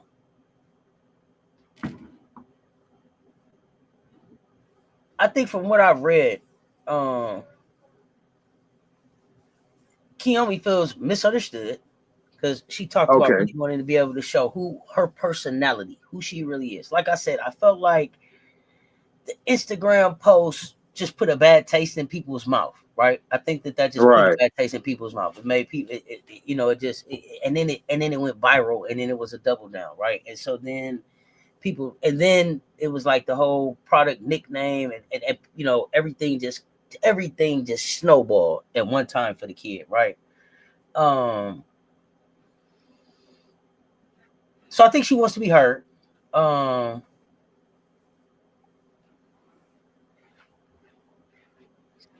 I mean, look, she had a chance to kind of explain the product name. It's that she's trying to evolve into a total product on the floor. She wants to be the product. She wants to be a product of basketball is what she was saying. Right. She's a bucket. I think that she went and played for Nicaragua. I think it was in FIBA. She thinks that she's the most skilled player in college basketball. Like, and she is eager to prove that. I guess it becomes for me, will she be able to do that at Penn State? What I like about her staying at Penn State, Nephew, is that this is a great opportunity because Penn State's trying to figure out who they are in women's basketball too. So this is a great opportunity for her to help define what a program is. But I don't think that Penn State develops into a contender in Keomi's eligibility span. And so if she really wants to compete for a national championship, I think that at some point she would get in the portal. It's just my opinion. But your thoughts? I mean, I think this year she's going to be on her best behavior this year. That's what a lot of players do who's trying to get to the next level. I just see Keomi trying to get to the next level and show that she can elevate her team as well as elevate herself. That's what I see that she's doing. I mean, if she wants to win, Penn State wasn't the move I would have chose, because we got to ask ourselves a question. Do you want to get to the next level, or are you just trying to go and win a championship? Because two things can be true. You can get better while winning a championship. Also, your game, your play style, how will it fit with another player like a Gracie Merkel being there? Like, so far is good, but what will it do when you play against other Big Ten teams? How will your game translate against SEC teams, Big 12 teams, ACC teams? How will you be able to get everybody involved? How will you be able to handle not having the ball in your hand for certain times in the game?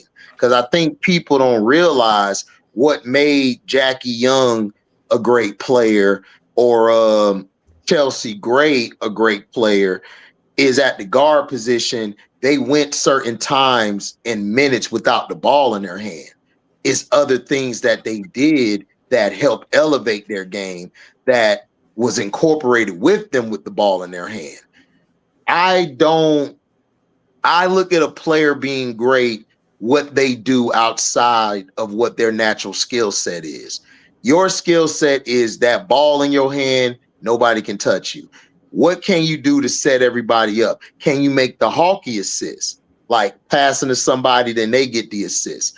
Can you play off of screens? Can you set the screen? Are you going to be unselfish? There may be a game where you may not need to get 20 to 25 points or 30 points. You might need to get me 12 to 15. That's the maturation of you being a greater player than what you are. Because again, you're going to be at the point at the next level. Now, what is you going to do at the point? Are you just going to be a bona fide, I'm going to get a bucket, everybody else going to suffer, they're going to have to get it off the rebound, get it out the mud, or they're going to have to get it themselves? Or are you going to be a player who can do two things? I can get my own shot, and I can get Merkel a shot. I can get Clayton a shot. I can get Amaya a shot. I can get Ali a shot. I'm going to set the screen. I don't maybe need an assist, because that's also assist too. People don't understand the screen is an assist too, because we live in this statistical world. So she can set a screen and get somebody a score. That's the stuff I want to see. What can Kiyomi do? Mm-hmm. Kiyomi has to show me that. Do I believe she does it at Penn State this year? Yeah, I believe Kiyomi's going to do better, because Kiyomi had a misstep, a mishap.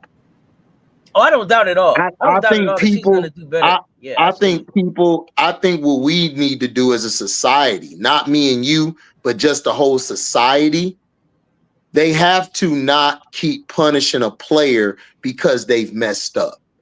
You can't keep bringing up, that's double jeopardy. You can't keep charging me for the same crime. It is what it is. She did what she did. Now let's move on. Now, can she prove that she can do these other things of the game of basketball? Can she raise that floor? I believe she can. I like what I've seen. I like her and Merkel, how they were communicating with one another. I liked as well when other players were able to get the ball. That's one thing we saw at Rutgers that she wasn't doing. It was just her, everybody else get the hell out the way, y'all trash. Not saying she said that, just saying from a watching from a fan standpoint, oh, it's just me, rest of y'all trash. So that's what I want to see what she does. I think Kiyomi also was in a situation where she was like, hey, no matter how much I elevate them, it's not enough for where we're at. It's just not enough. Right. That's true too, Auntie. That's true too. Being working in the gym, and there's different levels of working, especially when you are when you're a talent like she is, right? Like she's a special scoring talent, right? Oh man, she's looking generational. It's crazy. It's hard to sometimes it's hard to find the right talent around that. So it just, it wasn't a good fit. She's somewhere else. Like I said from the beginning, I've been rooting for the kid. My big thing was you don't have to Instagram everything. You don't have to tweet everything. Sometimes you can just write it out and then delete it. You don't have to post it all. I wish the post would have been different. But everything else, this is a 19-year-old kid. She's got to be able to figure it out. I'm glad that she stayed at the D1 level. I would like to see her stay at Penn State and turn Penn State into, a place to go for basketball. But I just don't know if her overall goal is to compete for a national title. If that's something that they'll be prepared to do in the next 3 years. With the way I don't think it is. I just, in the bottom of my heart, and I could be wrong, because we'll come back and say if we're wrong or right. I just don't think that winning a title is on her mind. I think she's trying to show the scouts that I can raise a team up that's below average or average. Oh yeah, for sure. We can cause some noise. We may not win it all. We may not win it, but we're going to be competitive and we're going to look good. Because listen, Kevin Durant, I know this is men's college ball when he played at Texas. That team he took, nobody thought he was going to take that team that far. Like that team was just him and everybody else was just a plus one. You know how you go to a dinner and you don't know who's going to be the plus one. So you didn't know who was going to be that second person to step up. So I think this is going to just show that she can play with a team that's not as talented as the USCs, the Iowas, the Michigans, or the UCLAs, and she's going to be competitive and they're going to play hard. And if she shows that consistently off the ball as well, man, her draft stock going to be through the roof. Oh yeah, I mean, this kid is just a sophomore. So for this year, her focus should just be, just showing, the growth, showing the maturity, showing. And so when I'm talking about playing for a national championship, it's overall, and when I'm talking about that, that's like at the end of this season. Because again, I don't like for kids to transfer at the end of their junior year unless it's absolutely necessary or something specific for their growth, right? So it would be at the end of this year to say, hey, dang, am I staying here with Gracie Merkel and we're gonna finish this thing out, or is it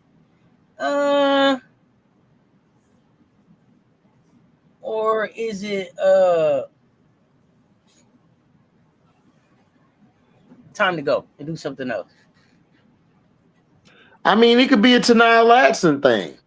I mean, she played for 1 year, showed that she can do this, raise the team, and then go play for a title to finish off her before she go to the W.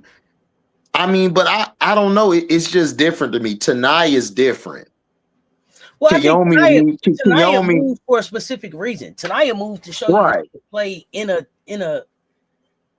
system. Right. It was specific. That's what I said. Unless you move specific. Kiyomi, Kiyomi to me is at a place where she can show that she's the system and can elevate people with her system, her play style. Her play style is going to dominate because she's that great of a talent.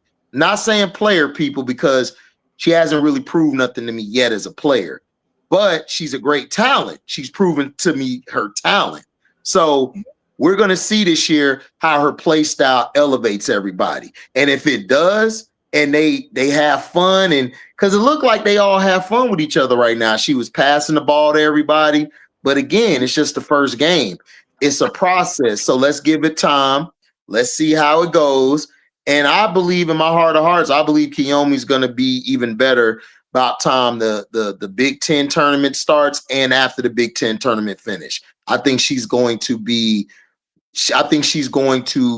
put a lot of people on notice. And then we'll see after the season. She might say, hey, Auntie, I done had fun. I want to get even better. I want to play with Merkel. I want to see if we can go do it. I want to answer that challenge.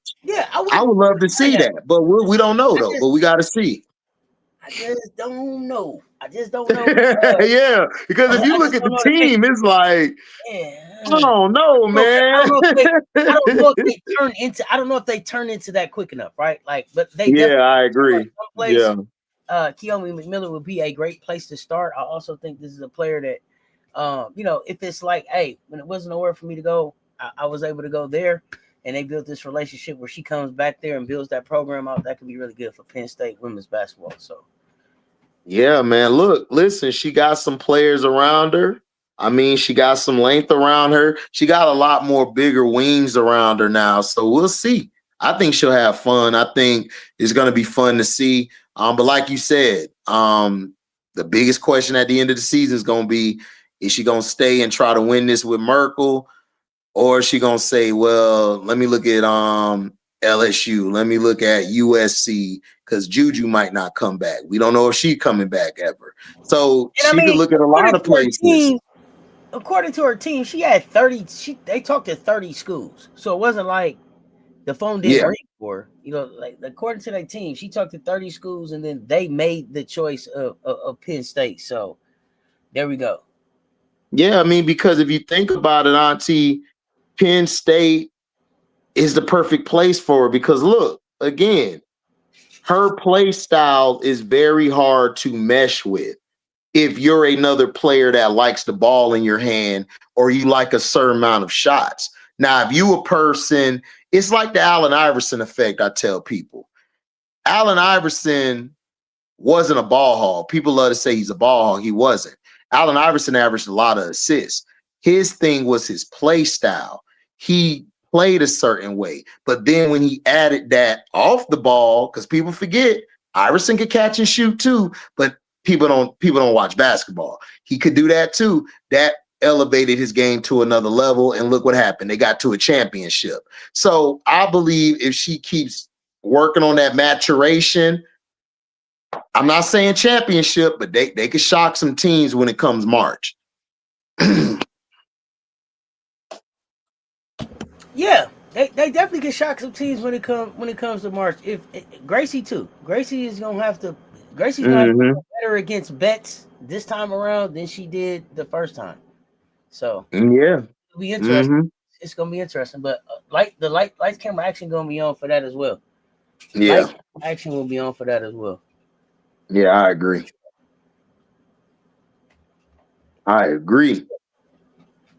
So let's look at a couple of the games that we got coming up. Texas, Louisiana. Who you got there? Louisiana, LSU, or just Louisiana? Just the Raging Cajuns, Louisiana, Texas. Right. Man, Texas gonna Dougie through that game. They gonna Vandy and Furman. I think Oklahoma UCLA is probably the big game of the day. Who do you have in that game? Oh, UCLA and Oklahoma. Yeah, I'm gonna go with Oklahoma. I want to go with I'm just choosing. My head is saying UCLA, but I'm gonna go with my heart. I want Oklahoma to win. I want Beers to make a statement, because I think Beers gets disrespected a lot by the national people. They don't have her ranked high in the top 5 as far as draft ranking, unless they changed it. So, like I said, I want Beers to put on notice. Like, I think Beers is gonna come out tonight, play with a chip on her shoulder, and I think they could get the W. And I think it's gonna be about 2 or 3. Okay. I'll say like Auburn team play tonight too. I'll say 75-72. 75-72, close one, down to the wire. Okay, it's late. I'm watching. UCLA gonna beat Oklahoma HD. Hey, that's fine, Tulip. If they lose, they lose. But hey, it's my pick.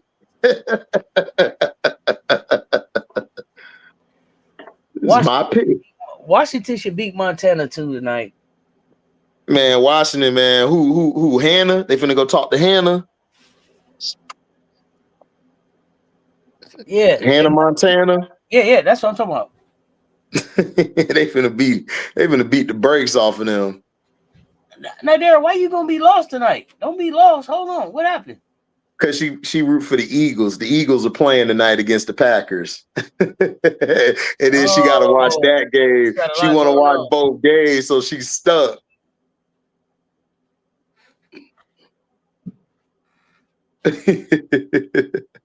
Holding the dare. You'll figure it out, Nadira. Tell Kai I said what up. Kai Copper, tell us what up.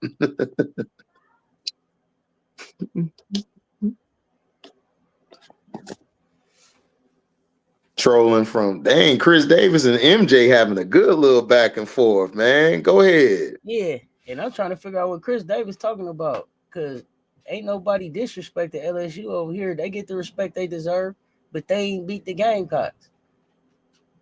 So they don't get that. They get the respect they deserve. I don't know. I'm seeing what MJ talking about, but I ain't for sure what the back and forth is. What they ain't gonna get is more respect than they done earned. We give LSU love. You didn't hear me talking about LSU. They get. We respect LSU over here. Nobody disses LSU. I'm really one of the only ones high out of all my people on the panel. I'm the only one really high on LSU like that. Like I said, I mean, here's the thing. It's basketball. That's it. When I respected, when I thought that LSU was the number 2 team in the SEC, I told y'all that. That was last season. When I thought that LSU was the most disrespected defending champion, I told y'all that. All right. When I told y'all, when I felt like LSU fell off, I told y'all that. I'm honest about that. But y'all come over here with this misplaced aggression and anger about what other content creators are saying. Over here in my chat talking about what ain't nobody even done. Yeah. I mean, look, I'm a person. Look, y'all know Auntie's Gamecock Central, but she don't disrespect LSU. I don't get where people think she disrespects LSU. Like, no. I'm not a fan of the schools. I said that when I first came up here. I love Don Staley, Kim Mulkey. That's it. So wherever they go, I go. You got your player in your teams. You know what I'm saying? And I don't mind. Right. I don't mind people standing. I don't even mind people standing 10 toes down on your team. That's what you're supposed to do. But you can't come over here and just make wild accusations with no receipts. You can't. That's what I'm saying. You can't come over here with revisionist history. You can't come over here wanting us to take the licks for what some other content creators did. Check the room. Know where you at. Be for sure.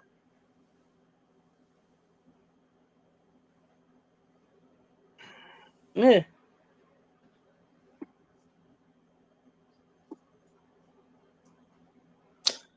I mean, look, my thing is this. From me being around Auntie and knowing Auntie for as long as I have, Auntie has never disrespected LSU, ever. So I don't understand where we're disrespecting. Even from reading MJ's chat, I don't see him disrespecting. MJ never disrespects anybody because he's been on my channel all the time and we be kicking it. I mean, so again, right, that's the other thing. So I don't get it. Like I said, I'm not into the LSU or South Carolina thing because I'm a fan of just the coaches. I'm not a fan of the schools. Florida State's my school, but I love Don and I love Kim Mulkey. I mean, it is what it is. So it's like I don't get what y'all mean. Nobody disrespects LSU. The people who were disrespecting LSU was a lot of the Iowa fans. They disrespectful. So again, like, no. We were bigging up LSU when they won the championship. And then we bigged up SC when they came back and won the championship the year later. So again, everyone gets love. For those y'all wondering, my Blue Hose did lose today. Damn, we got drugged. The Blue Hose got drugged today. Who? The Blue Hose. Presbyterian Blue Hose. Oh, okay, got you. Yeah.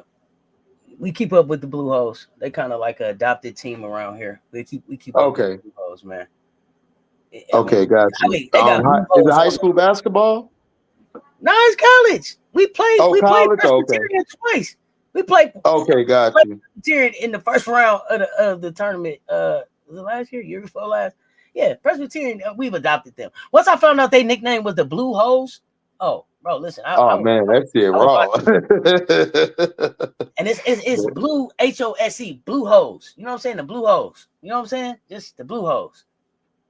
What can you say? I love it. All right. But they got drugged today by Elon. Yeah, they took it. Okay. I'm trying to check them out. Blue Hose, got you. Yeah. It's we just adopted them. We play them twice. You keeping a close eye on Olivia Miles? I mean, I've seen it. I'm still not impressed. Like I told y'all again. Here we go. Olivia Miles got to show me that when the rubber meets the road, are you a leader or are you a front runner? Because it's cool when you up. Like, listen, I get that Michael Jordan batting that cigar. Listen, man, everybody can talk when you're up 15. But what happened when it's 0-0? You know that. Listen, I live by that code. I'm not impressed. Like, I'm not impressed by your play. I don't care about your points you do. It's how you do it. I think people have fallen in love with the stat sheet instead of the game. And that's why a lot of us sometimes fall out of love having to come up here on panels and talk to y'all and this is me speaking. I'm not speaking for Auntie. I'm saying we get tired of it because y'all fall in love with just how they're playing. It's cool when you're not playing anybody to do that. We saw Olivia Miles against I forgot who they played. TCU last year was front running her ass off. Soon as they punched her in the mouth and got the lead over them, and not punching the mouth literally, people, figuratively. You know, we got to break that down because a lot of y'all don't know the difference. She came up small. So I'm trying to see what she does with this team in better games. I want to see how she plays against TCU. I'm not TCU Baylor. I want to see what she do with Baylor. Because Talia and them, they dogs. They want to play. I want to see what you're going to do until Talia get all up in your chest. That's what I want to see. What you going to do. That's going to be a good one. That's going to be a good one. Go ahead, that circle.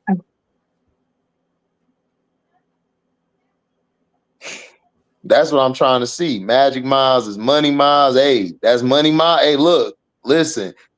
3 things can be true. She's magic. She was given magic. I don't know how. She didn't earn it. She was given it. She didn't earn it. 2, yep, Money Miles. She went for that money. 3, you got a lot to prove. What you gonna do? So what we doing? How I come on here saying I'm a fan of the coach, not the teams, who the player, because I get paid to talk my shit. How about you get your own page and you do the opposite? How about you do that? I get paid to talk this shit. But why are you? I'm just interested as to, like, he doesn't follow a team. He likes coaches, so he follows coaches and their styles. What's wrong with that? Right. Yeah. What's wrong with that? I didn't get it. To make Auntie, this LSU fans talking shit to me at work because they beat a high school team. Oh God. Well, Drill, me and you disagree. I don't think she's a great point guard. I think she's okay. I think I give her a B- as a point guard, C+. Olivia Miles. I was saying Olivia Miles. I don't believe in her as a point guard. Like, she got to show me more, bro. I was real disappointed in her floor generalship. It's not about the stats with me with Olivia Miles. It's about how you direct your team in certain situations of the game. If the game is tight, how do you overcome that tightness? When the game you're down, how do you get your team back? I just seen too many instances last year. It was all Hidalgo or Sonia Citron. I didn't see nothing from Miles, her. I want to see her build up her body. Like, I want to see her get WNBA strong. That was I don't think she is. But we'll see. I need to see her do that. Like, get WNBA strong. That's why I mean, is she solid? I mean, she'll be a solid bench player. She'll be a solid player coming off the bench. Yeah, you're right. She'll be solid. Listen, I'm gonna be honest with y'all. Right now, I don't believe Olivia Miles is a starting PG on the next level. I'm gonna put that out there now. Hey, what's up, Key? Wow. Okay. So that's how I feel. Right now, she's coming off of a bench. I'm sorry. She like showmanship at the wrong time. Really? Ooh. Yeah, she do. Oh, okay. She do. Because remember last year, she was front end flexing. Then when TCU got in that ass in the second half, what she did? Head down, droopy, looking like, man, what's my next move? Got quiet like Debo hit the block. Got quiet like Debo hit the block. Can't do that. You cannot do, for sure. Tula, the point guards in the W are mid, but guess what? I just told you what I thought about Olivia Miles. So let's say this. If the point guards at the next level are mid, you know what I think she is? She mid too. So you answer my question. You are so damn silly, bro. You are silly as hell. Why y'all do this with me? I don't even know why y'all start with this. I'm just saying, like, look, if you just told me 10 of these people are mid, And I don't believe she's starting over 10 of them mid people. What that means she is.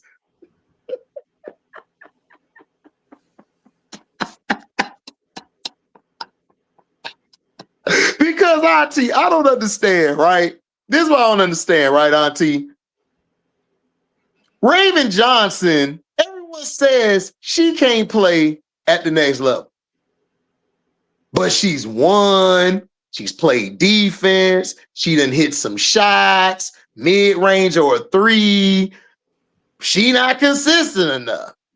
Olivia Miles, what has she done to give her all of this praise as the best PG? I don't get it. She has no resume. What's her resume? What's her resume? She wasn't even the best player on her team. That was Hidalgo and Citron. What are we talking about? Like, I don't want to say this because I don't like to poo-poo on these women because it's hard to get up, go early in the morning because I was an athlete playing football, so I understand the hardship. But what has she proven? Like, every year, I'm going to tell y'all this quick story because I don't want to be too rambling. I have watched college football since I was out my mama's womb. They hype up everybody every year, and you know why they don't make it to the next level? Because they have no resume in college. You have to have a resume. I don't go off of the flash in the pan. I go off of your body of work. Auntie chose me for this platform. Body of work. I got body of work. You have to have body of work in anything you do to be considered great. She's not, I don't see it. But could she change? Yes. It's not final, just like we did the Pillsbury-ish list. Shakira was on that list, right? Guess what? She was off of that list. About time the third, fourth game started during the season. So again, we have to give her time. Let's see what she does this year. Let's see what awards she wins. Let's see how she plays in big games on both sides of the ball. She might shock everybody. Again, I don't understand the hype around Olivia Miles. Raven Johnson, I would still stick by it, is my favorite point guard. She is. I would choose her over a lot of PGs. Kiki, Olivia, all of them, because she runs the point guard position. The problem is y'all have fell in love with these shoot first point guards and they have diluted the game. That's why the game is so sorry a lot of times more than it is great. That's the problem. That's the problem. It is. It's the problem. We got to stop going off of flash in the pans. Yeah, Kiki Rice is a two-way point guard, but Raven Johnson is a better floor general than she is. So two things can be true, Tulip. Kiki's a great two-way, but Raven's a better point guard and a better leader. That's been proven. She is. I'm sorry. I would take Raven over Kiki and over Olivia Miles because she runs the point guard like it's supposed to be ran. Yeah, I like KK too, Jeremy. KK don't get enough love. Arnold, she don't get enough love up there. She should get more love than what she's getting. But hey, we live in this new world. Y'all like this, y'all like the scoring. There's been people to tell me defense is overrated, but then they player go out there and get cooked on defense. That's why they team lost. Because their favorite player get cooked on defense. But defense is overrated, Auntie. But it still will win championships. It still will win them games. So before we get out of here, and I don't want to keep you too long, but I gotta ask, we got the unrivaled teams done now. You were a big unrivaled guy last year. Big unrivaled guy last year. I want to know first, how are you feeling first about no Angel in unrivaled, and then your thoughts on the rosters?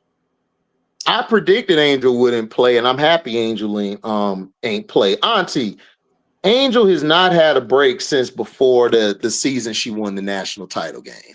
She needed a break. Sometimes I think we're selfish as fans, and I'm guilty of this because I'm very selfish as a fan of the game.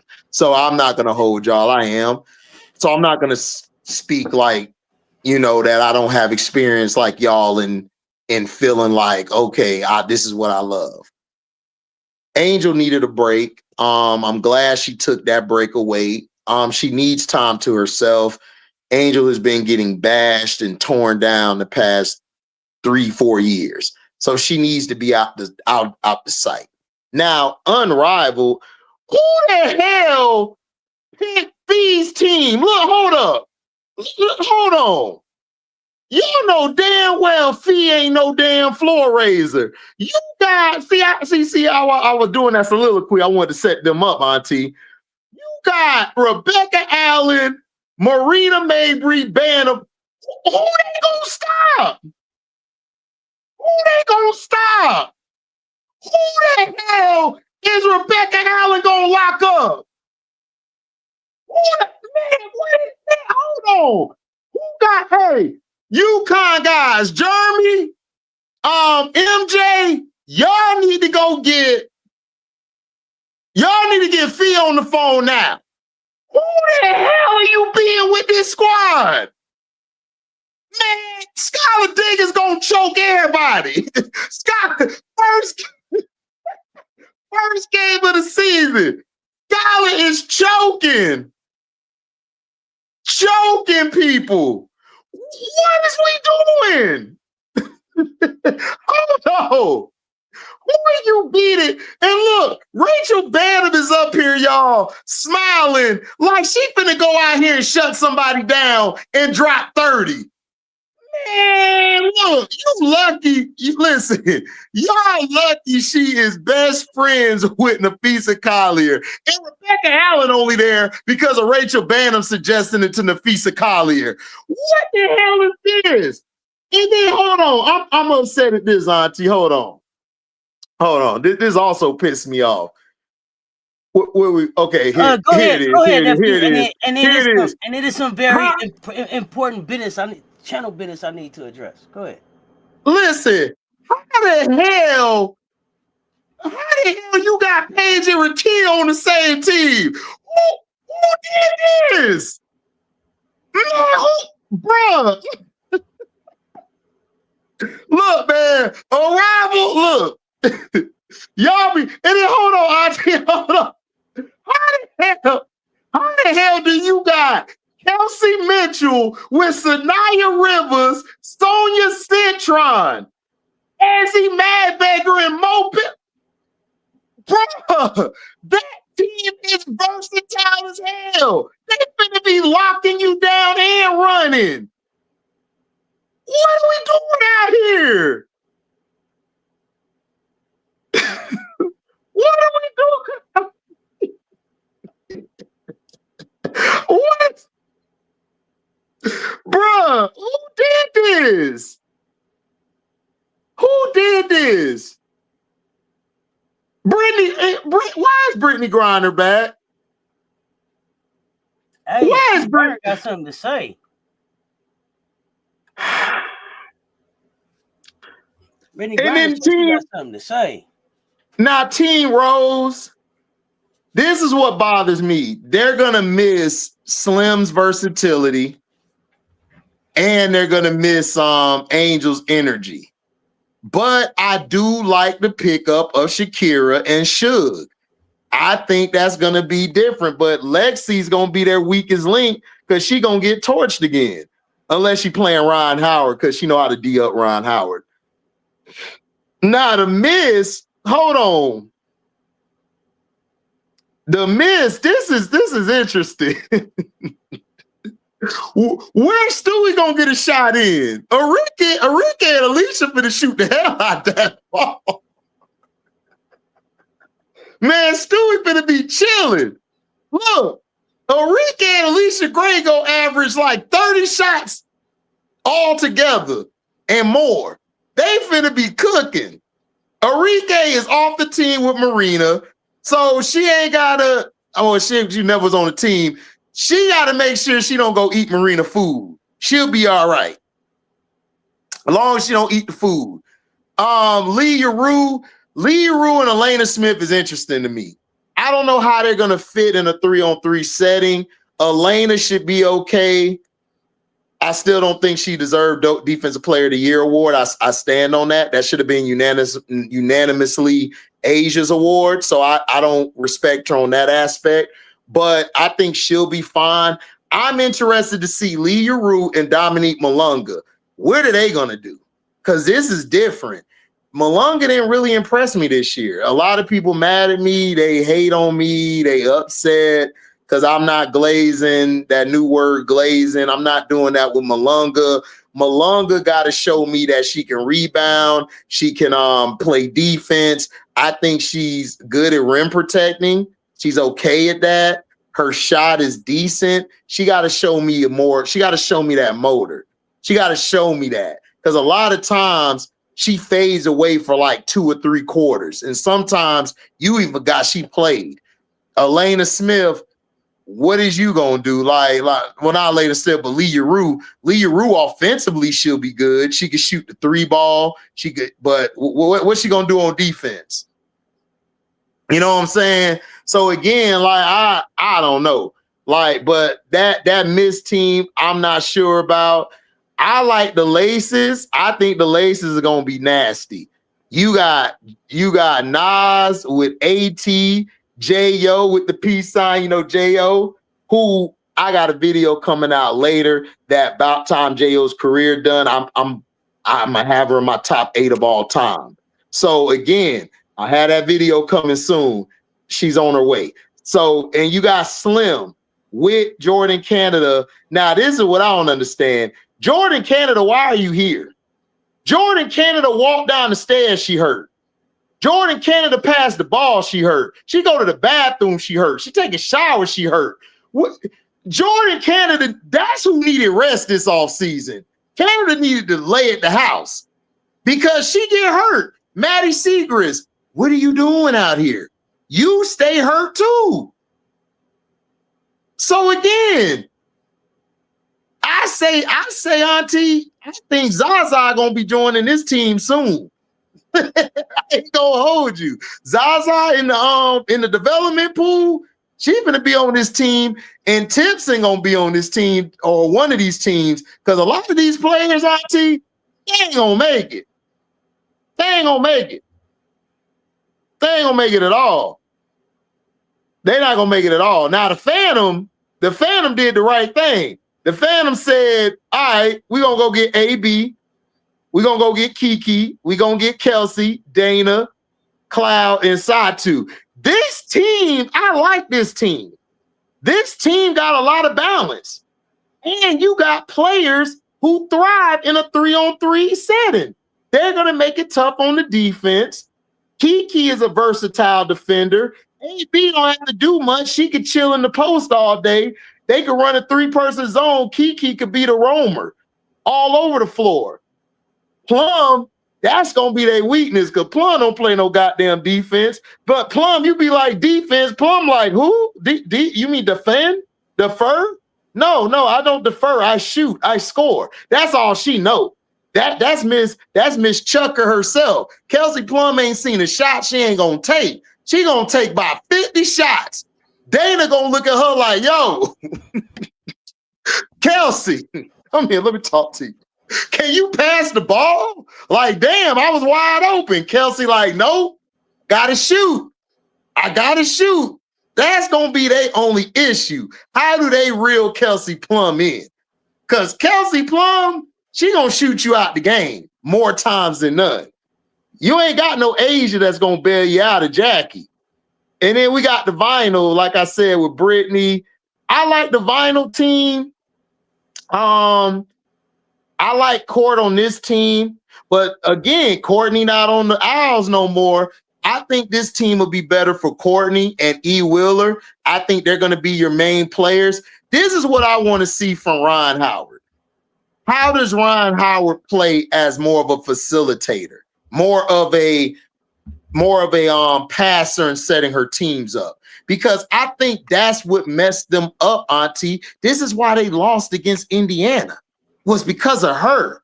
She didn't pass the ball. She didn't give the ball to Alicia Gray when Alicia Gray was cooking the Fever. So this is what I want to see from her, how she defers and her decision making. Take smarter shots. Don't take the three because you can shoot the three. Only take the three if it's a high percentage shot at that point of the game. That's what she needs to work on. That's what I want to see from Teaspoon teaching her. When to attack, when to, stay back. Get Ray the ball. Get BG the ball when she's in there for like 3 to 5 minutes, because she ain't playing no damn 7 to 8 minutes a quarter. I'm sorry, BG gonna play. She gonna make business decisions. 3 to 5 minutes a quarter. That's it. That's what I want to see from her.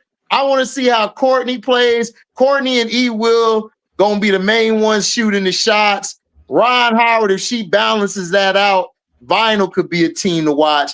But my early playoff teams is going to be the Phantom, Vinyl, and I'm gonna go Mist and Hive. Those are my 4. My early pick. Odyssey had that Skylar attitude. Yeah, she do. Listen, man, Skylar gonna choke them bras, yo. We're gonna have the first reported incident at Unrivaled. And people, this is just jokes, okay? Don't take this seriously. It's jokes. Calm down. We do not want to see anybody hurt each other, fight off the court. This is just jokes. I just know Skylar, it's going to be some trades. It's going to be a couple people being traded from these teams. Look, but that's how I feel it. That's how I feel it. All of the teams feel like they're one trade away from being really finished. Like, it's got to be another announcement coming. Like all of the teams, to me, the Rose look like they're set up to repeat. To me, I like the Rose team. I like the Breeze team. Rose could. My only issue with the Rose is Kira's health and how they now Suge gives them defense. The only thing about Suge, that offensively she don't bring that versatility that Slim brought. So it's gonna stretch Azare and Kai a little more this season on the perimeter, because Chelsea ain't gonna play. Chelsea gonna play in the paint. She not gonna guard no perimeter player. Yeah, hey, y'all let me know, is Chris Davis still in the chat? Y'all let me know, is Chris Davis. Let me know if he's still in the chat. Go ahead, nephew. Yeah, I was saying that, but I'm with you. Like, listen, I don't care what y'all tell me. Nafisa is not finna stay with this team, bro. I don't see it. You got 3 liabilities on your team. Yes, I said liabilities. Becca, Marina, and Rachel. Now, her, Aaliyah, and Skylar, now that's a nasty 3 tandem. That's a tandem. I like that. That's going to be nasty. But them other 3, man. And then Marina going to be cooking? Oh, definitely she getting traded. Marina getting traded, y'all. Marina gonna get traded, or Becca. One of them 2 gonna get traded. And Fisa gonna cuss on, ban them out. I hope there's some trades coming. Because all and incomplete. Yeah, it's very incomplete because I don't understand it. Because I don't know what they doing. Fee gonna trade her own players, forget friendship. Man, look, man, ain't no friends, man. Look, this look, when you in a competitive sport, bro, I keep telling y'all, some of the best players I played with wasn't my best friends. I played great with people that I want cool with because we locked in better. because we didn't like each other, so we didn't mind saying, man, you suck. Can you please close that gap down? Man, make sure you hit him, or I'm going to roast your ass. If you missed the tag. Like, I played better with people I wasn't cool with. And then after we played, we was cool off the field because we realized that we kind of were the same. So again, like, I'm sorry. Oh, third ward, it is a bad spade hand, bro. It's a bad spade. Listen, if this was spades, bruh, if you looking at the Lunar Owls, you possibly got 2 books, maybe 3.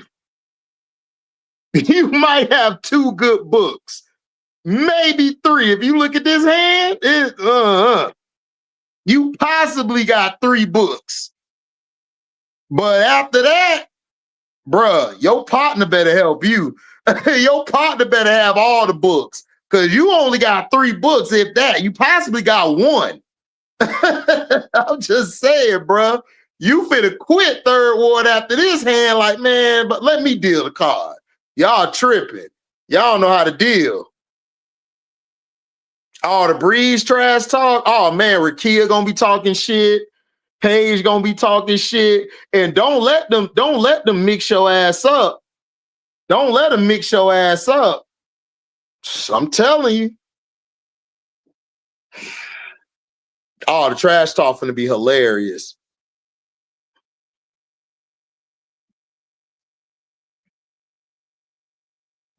I'm telling you, third ward, you laughing, but third ward, I'm telling you, bruh, you is finna deal the next hand, bro. I'm like, look, I'm throwing this hand back in. Can you reshuffle or let me shuffle? Let me reshuffle. Let me get my mans over here to cut the deck, cause nigga, you trash. I'd have walked into the room and be like, y'all trash. We're gonna have to do this over. How the hell did y'all allow the Breeze to get Rakia and Paige? You got Cam, Rakia, and Paige? That's why I said it all feel weird. It all feel odd. Like they must gonna make a trade. You can't leave these teams like this, are you? Bruh. Scrub. Go. You was with me that night. We talked about it, Scrub. Go look at this team. Tell me how many books you got in the spades game. You gonna come back to me and say 1 or 2, possible 3. You better pray that y'all can make a trade. Because if you can't make a trade, look, if you look at the Lunar Owls last year, who gonna replace Alicia Gray? Who gonna replace Courtney? Who gonna, like, Aaliyah could replace Shakira? Who gonna replace them other 2 them pieces? I ain't feeling it.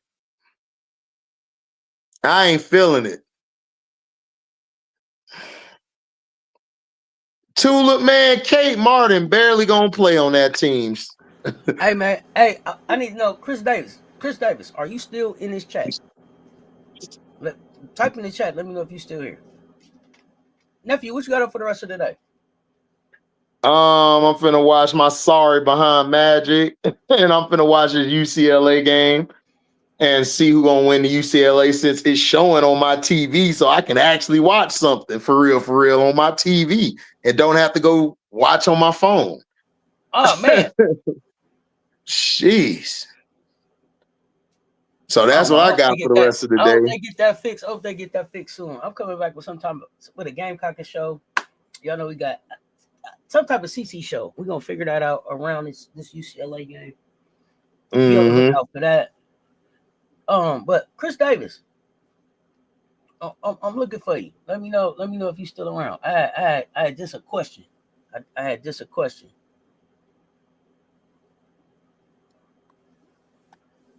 What's my show announcement? What you mean, 85 Fly? What's your announcement? What you mean? Yeah, Tulip, like, yeah, they went from C Will and Leash to the Splash Sisters. And we're not saying Splash Sisters as a compliment. Oh, man. Oh, man, this is crazy. Man, look, I see Zaza and Tipson on the team brief. Like real brief. I'm sorry. Listen, that's why they tell you it's not about what you know, it's who you know. And bruh, it is very evident. Very evident. Very evident. Cause Fee too nice. You let Stu. I know what Stewie did. Stewie was like, yo, come up off leash. Let me get leash this year. You had it last year. Let me get leash. Appreciate that. Yeah, you keep Becca. I'm gonna have Elena. Let me keep Elena. You keep Becca in them. I'm good. I got Elena. I'm gonna get Lee. We good. I got Enrique this year. Yeah. You stay over there. I'm just saying, bro. I'm not letting Alicia Gray go. I'm sorry. I think people forget how great Alicia Gray is. Like, she's not just a one side of the ball player. She's an all-around player. Rebounding, assisting, defense, scoring, shooting. We know who Alicia Gray is. We know about her. No, I know you do. I'm talking about these folks. I had Alicia on my team quick. Like, hey, Leash, what's up, dog? Like, we need you to come this way, please. Yeah, you have to play on our team. You know what I'm saying? You gotta play on our team. You know, we're gonna have to move Lexi Hall over here real quick. Hey, can we get Leash? I'm sorry, man. Look, Lexi, you cool, but dog. Look, man. Alicia Gray, my first pick on any team. I'm sorry. Well, one of my first picks. One, because I don't know. Her and Kelsey are the best guards in this. They're gonna be the best guards in this tournament, in my opinion. So we'll see. Absolutely. No, excuse me. Jackie Young's the best guard in this tournament. Then I got them two after her. So, like I said, Jackie Young, best two-way player since Tamika Catchings. I stick by it. Well, y'all, I was checking to see if Chris was still here. I don't think Chris is still here. When I'll catch up with Chris soon, and then we'll be able to kind of figure out a few things. Yeah. Oh, Auntie, I had this question real quick. Are they doing the Unrivaled game? Like, are they splitting it up in Philly and Miami? They're gonna be like, how does that work? Philadelphia is, I think, just one day. I think they're in Philly either for 1 or 2 days, and they're gonna play a couple games there. It's not gonna be continuous. Like, they just gonna. Oh, okay. I was lost. I understand. But yeah, I was lost on that. But, so. Yeah, Chris, if you in the chat, but I mean, if you can hear me, you can't get back to the chat now. Pull up the next time. I definitely had a couple questions on some of the comments, but we can. Hell yeah, I gotta have Leash, man. Alicia Gray. Weekend in Philly. Thank you.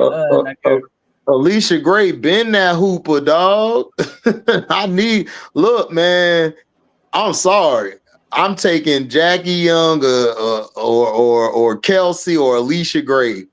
Or point guard. Those are my 4 best guards in this game. Like, those are my favorite 4. I'm taking over anybody else. I'm sorry. Like, bruh. Because Jackie Young, I knew, was going back to the Laces because that's practically her team.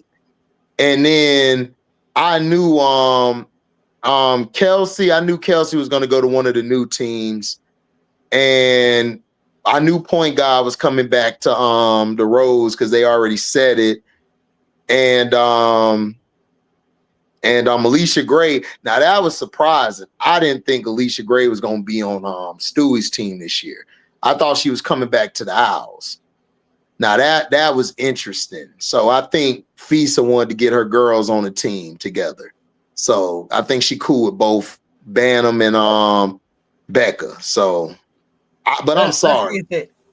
I'm not. I don't care how cool we are. I don't care how friendly we are. I'm not taking Bantam or Becca over Alicia Gray or Courtney Williams. I'm sorry. Nafisa too loyal. Like, look, I'll be loyal to you. We best friends, but on the court, bro, I'm sorry, dog. Like I'm not replacing Alicia C. Will with these two, man. You tripping. Oh, they got on Unrivaled because Bantam and Nafisa, they buddies. They went to each other's wedding. I think she went to Nafisa's wedding. I think she was one of the bridesmaids.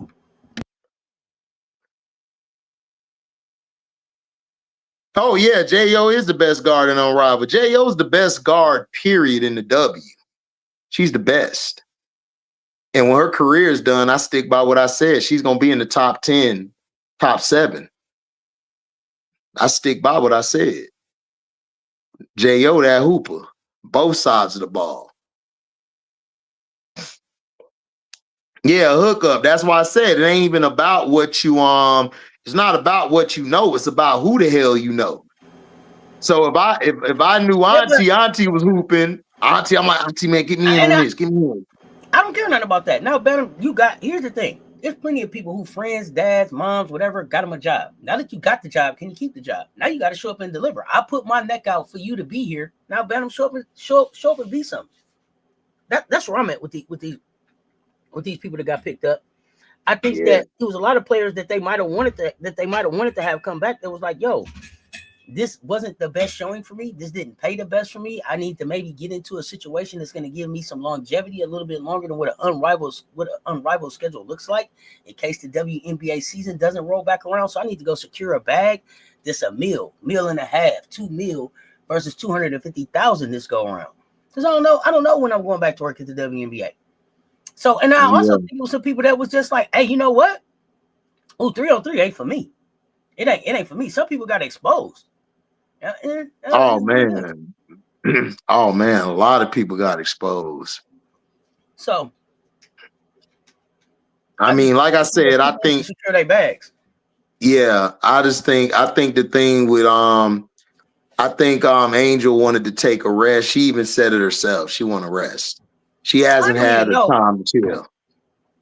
I don't even know if for Angel, I don't even know if it was about taking a rest. I mean, I'm glad that she's gonna take a rest. Angel hasn't finished the season healthy in her first 2 years in the WNBA. That's not a cool way to start your career, right? You want to be able to start, you want That's to be able to facts. finish the season, right? But I also think that Angel just has so many other big things on her plate right now. I still think that there may be one more big announcement that comes for Angel during this offseason that may speak to why she didn't unrival. Yeah, that is true. That's true. Still an equity owner, still can show up. You know what I'm saying? I still hope that, that she'll pop out and they'll do like a Barbie night or something for Unrivaled in general. And still have her around as an owner because her energy and her emotion is good for their brand. But I just think that Angel's got something else that's finna drop one more before this off season is up. So I see that she's still working. She's in the gym. Oh man, she's looking good. She's looking away good from basketball. You know what I mean? Yeah. Her brother is a pro. She may want to travel around and watch him play some. You know what I mean? Just enjoy like some of the fruits of her labor a little bit. Like everything is not basketball. Yeah, that's true. She did the movie, she did the acting. Angel's been doing a whole lot of stuff. So take a nap, Angel. Shit. But she said something for basketball. Okay, something coming in December. See, thank you, Nadir. See what I'm saying? It's something else that Angel gonna drop, and I don't know what it is. But we'll all be watching. I mean, hey man, yeah. I mean, it's interesting, but in my opinion, it's interesting. But in my opinion, I wanted her to take some time away, just to work on muscle memory, get more confident in her release and everything. Like take some time. Like ball gonna be there, but I wanted her to take more of the Asia approach. Not saying I want her to be like Asia, because you got to clarify that, because people think you're mentioning her like she trying to be Asia. No, Asia, I like how Asia takes time away and then, you know, she gets herself right. Then she gets back to the gym working out. You know, that you see the benefits of that in the game instead of playing basketball like every day. You know what I'm saying? And you don't give your body time to relax. So that's all. So I'm glad for it. Whatever happens in December, can't wait for it to show, you know. We'll see. Yeah. Hey man, me and Nephew ain't hung out on Monday in a minute, so I was glad to catch up. It's good to catch up. Yep. Catch up. We got next Monday. We got hoops coming up this week. I'm sure we'll be talking to Battle of SC next week. Yeah, you know that's gonna be big. Yeah, what you got going on the platform this week? What you got big coming up this week? Any lives? Any must-sees? Basically gonna talk about possibly talk about football. Mm-hmm. Basically talk about the power rankings, the MVPs, where do we see certain teams ending up, and who looks good for coach of the year, who looks good for defensive player of the year, and then also probably talk about my Orlando Magic, they bum asses.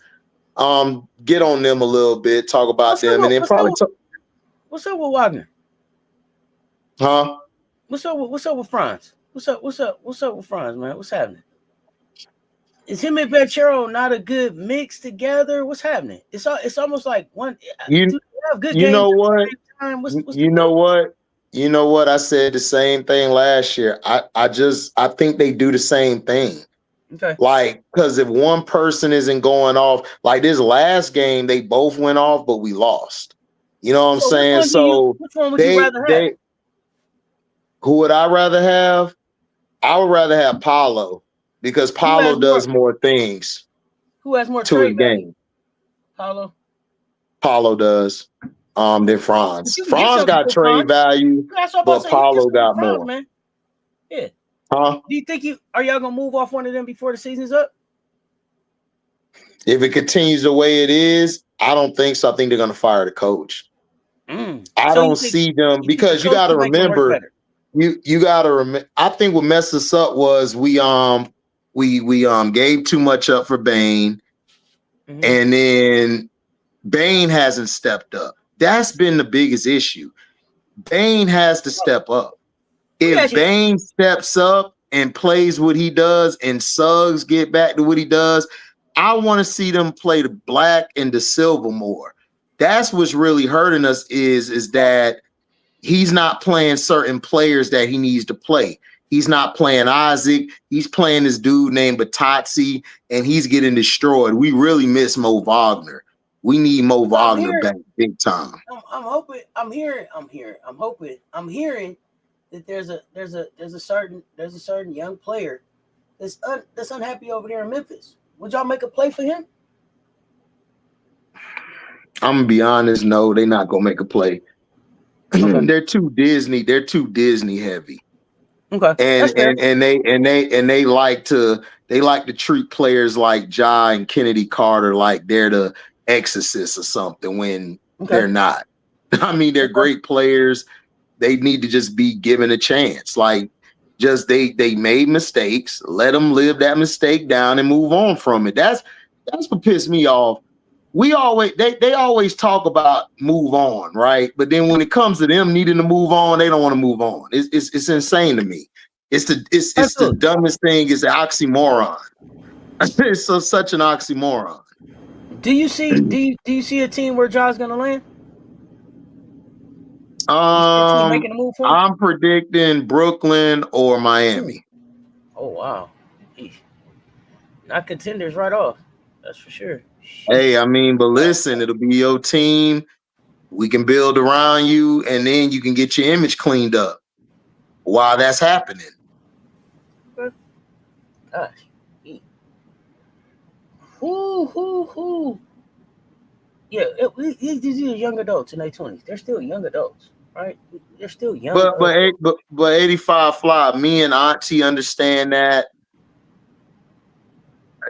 These people don't understand it because they're speaking from an outside lens. You don't know what's going through these kids' mind. Ja's a kid to me. because he reminds me of my Young little adult. brothers and my Young cousin. adult, He's an man. adult. He's a young adult, but I still look at him as a kid like my parents looked at me when I was a young adult. So give him a chance. I think we're too busy in this, we want to crucify somebody. For what? Like, they're kids. They're young Black men, young Black women with more money than you ever had in your life. That's hard to navigate when you don't have mentors around you. That's hard to navigate when nobody's showing you the way. That, I mean, is hard to navigate. We won't give people time to grow up. We're so quick to say this is it. This is who you're gonna be, instead of letting them grow out of the mistake they made. They already crucified Ant-Man because of the mistakes he made. He's a kid still.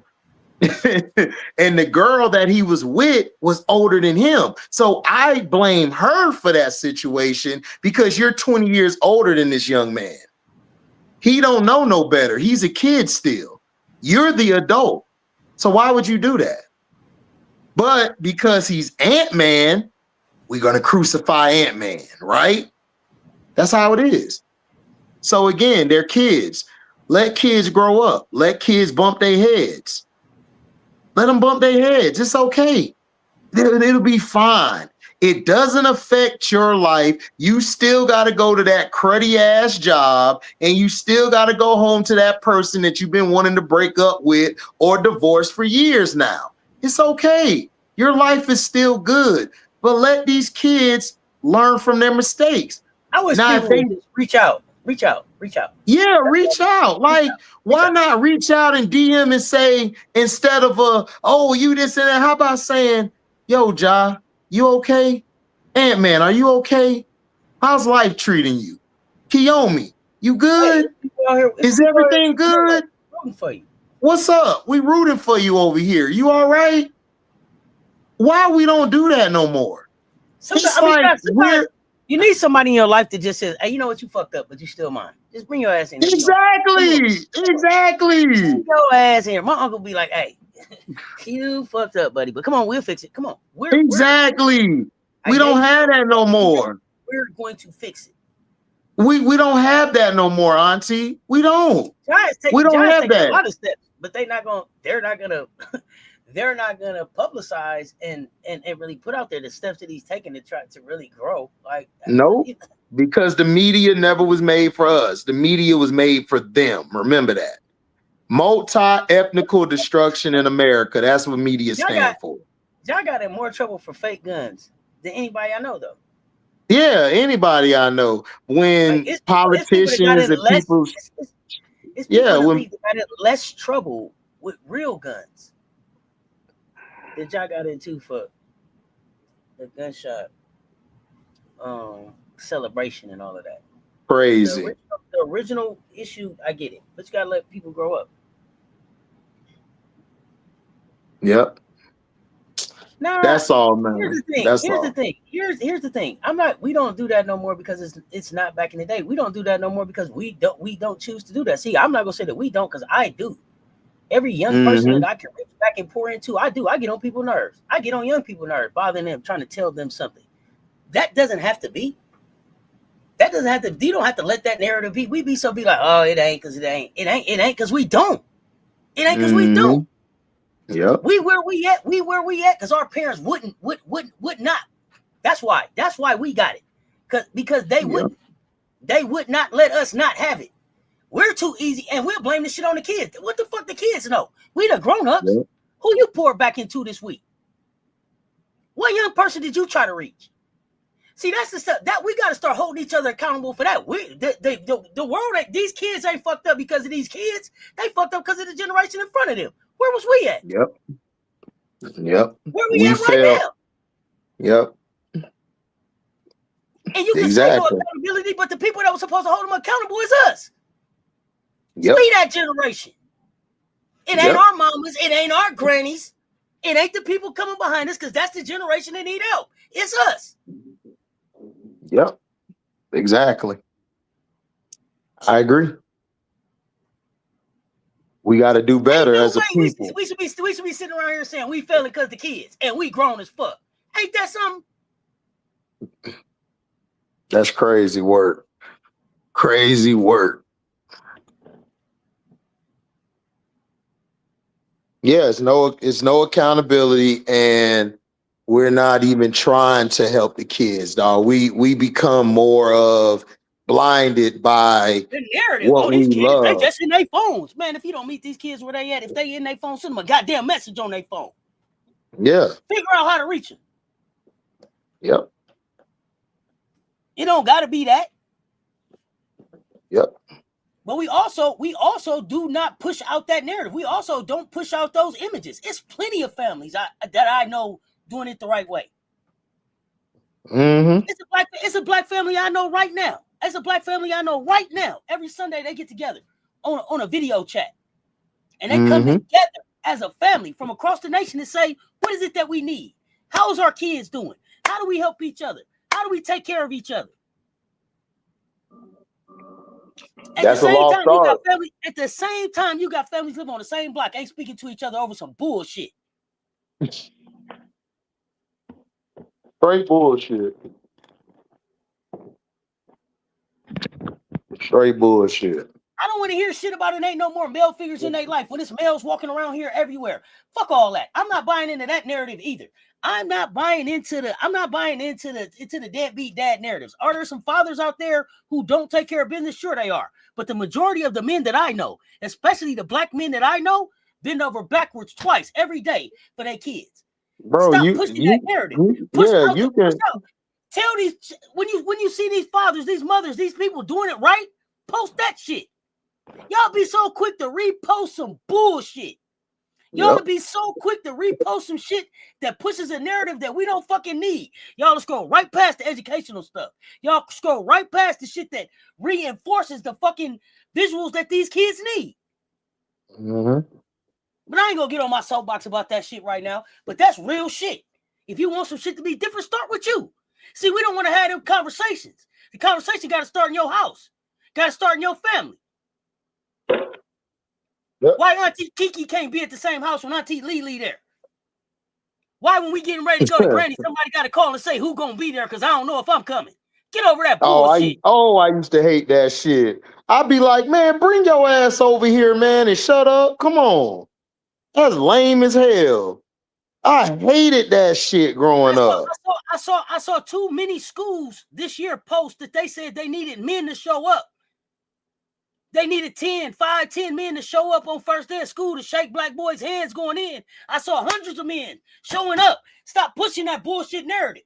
We out here. It's positive shit out here. Don't tell me you don't get along with Auntie TT. I'm gonna tell you and Auntie TT, shut that up. Come through. And if you hanging with a motherfucker that don't take care of their kids, I'm looking at you wondering how. Right. How you hang with somebody that don't take care of their kids and ain't said nothing to them about it? How you sitting up going out to the club with somebody who kids ain't eating at home? Tell me about it. Yep. I agree. That's the fact. Life too short. Life too short, man. Life too short. Y'all better catch on. Y'all better catch on. I am who I am today because of my elders. I couldn't wait to go talk to them. Kids come sit down and talk to y'all. Y'all be like, going on, man. You ain't got something you can do. Get on your game. Cut on your phone. You understand what I'm saying? Spend some time with these kids.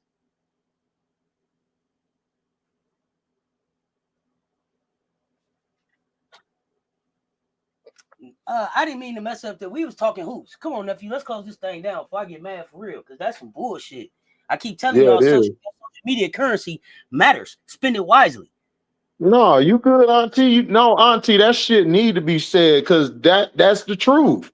We failed a lot of us have failed these kids, and we be on that bullshit. But we need to say that instead of saying, damn, man, how can let me find a kid I can tighten this shit up with. Start with one. Right.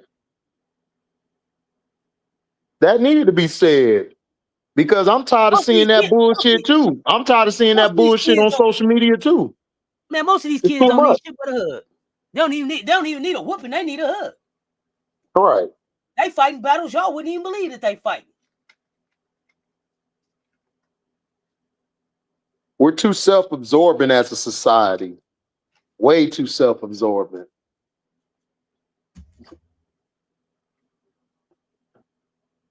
Man, listen. It's too many opportunities. It's too many opportunities. Teachers is in the fight every day. People every day. You being in the fight. People appreciate you being in the fight. That's a hell of a fight to be in. Because you get into school trying to deal with a kid that had to fight to get to school. I didn't have to fight to get to school. I didn't have to worry about if I was gonna have a pencil and a backpack and all that bullshit when I got to school. I woke up, man, breakfast was ready. They did my hair, put my clothes on, dropped me off at school, picked me up from school. I didn't have to worry about that. Some of these kids is getting up, got to get themselves up, their brother, their sister, their cousins up, get everybody to school, feed everybody, try to figure out what the fuck we gonna eat, and then get to school. And you talking about, do you got a pencil? Did you do your homework? Why you hearing, hey, God damn it, I'm here. Can we start from there? Exactly. Exactly. We walk past too many kids. We walk past kids and don't even say, hey, how you doing? Are you good? I don't let kids walk past me without speaking. Hey, how you doing? You good? What's happening? Look me in my face. You a king. You a queen. You need to know that. Nobody told you that today? Yep. Exactly. I make sure I say hi when I'm delivering. I say hi to the kids. I gave some money to some kids so they can get something to eat. I gave money to them. I said, here, they took my last 5 and my last 10. Got to give back, man. You got to give back. Talk with them. It ain't even got to be money. It can be time. Half the time, it ain't even the money. It's just the time. Yep. I know HD stay. Oh, yeah, I stay on my niece's ass. I was on their ass yesterday, but we have conversations. I talk to them, though, because they know I love them. And I make sure to see if they okay. And I get on my youngest niece because I tell her, I texted you. Why you ain't say nothing back? I always get on her about that. Because it's just, I just want to know if you're okay. That's all. Yeah, you all right. You good? And then if you're not okay, it's okay not to be okay, but tell somebody so we can help you get okay. You ain't got to not be okay by yourself. You ain't got to not be okay trying to figure it out. Right. That's what you're supposed to do. We had family dinner. We had family dinner yesterday. They want to know if they call you coming. Yep. You got to be able to show up for these kids. Mm-hmm. Yep.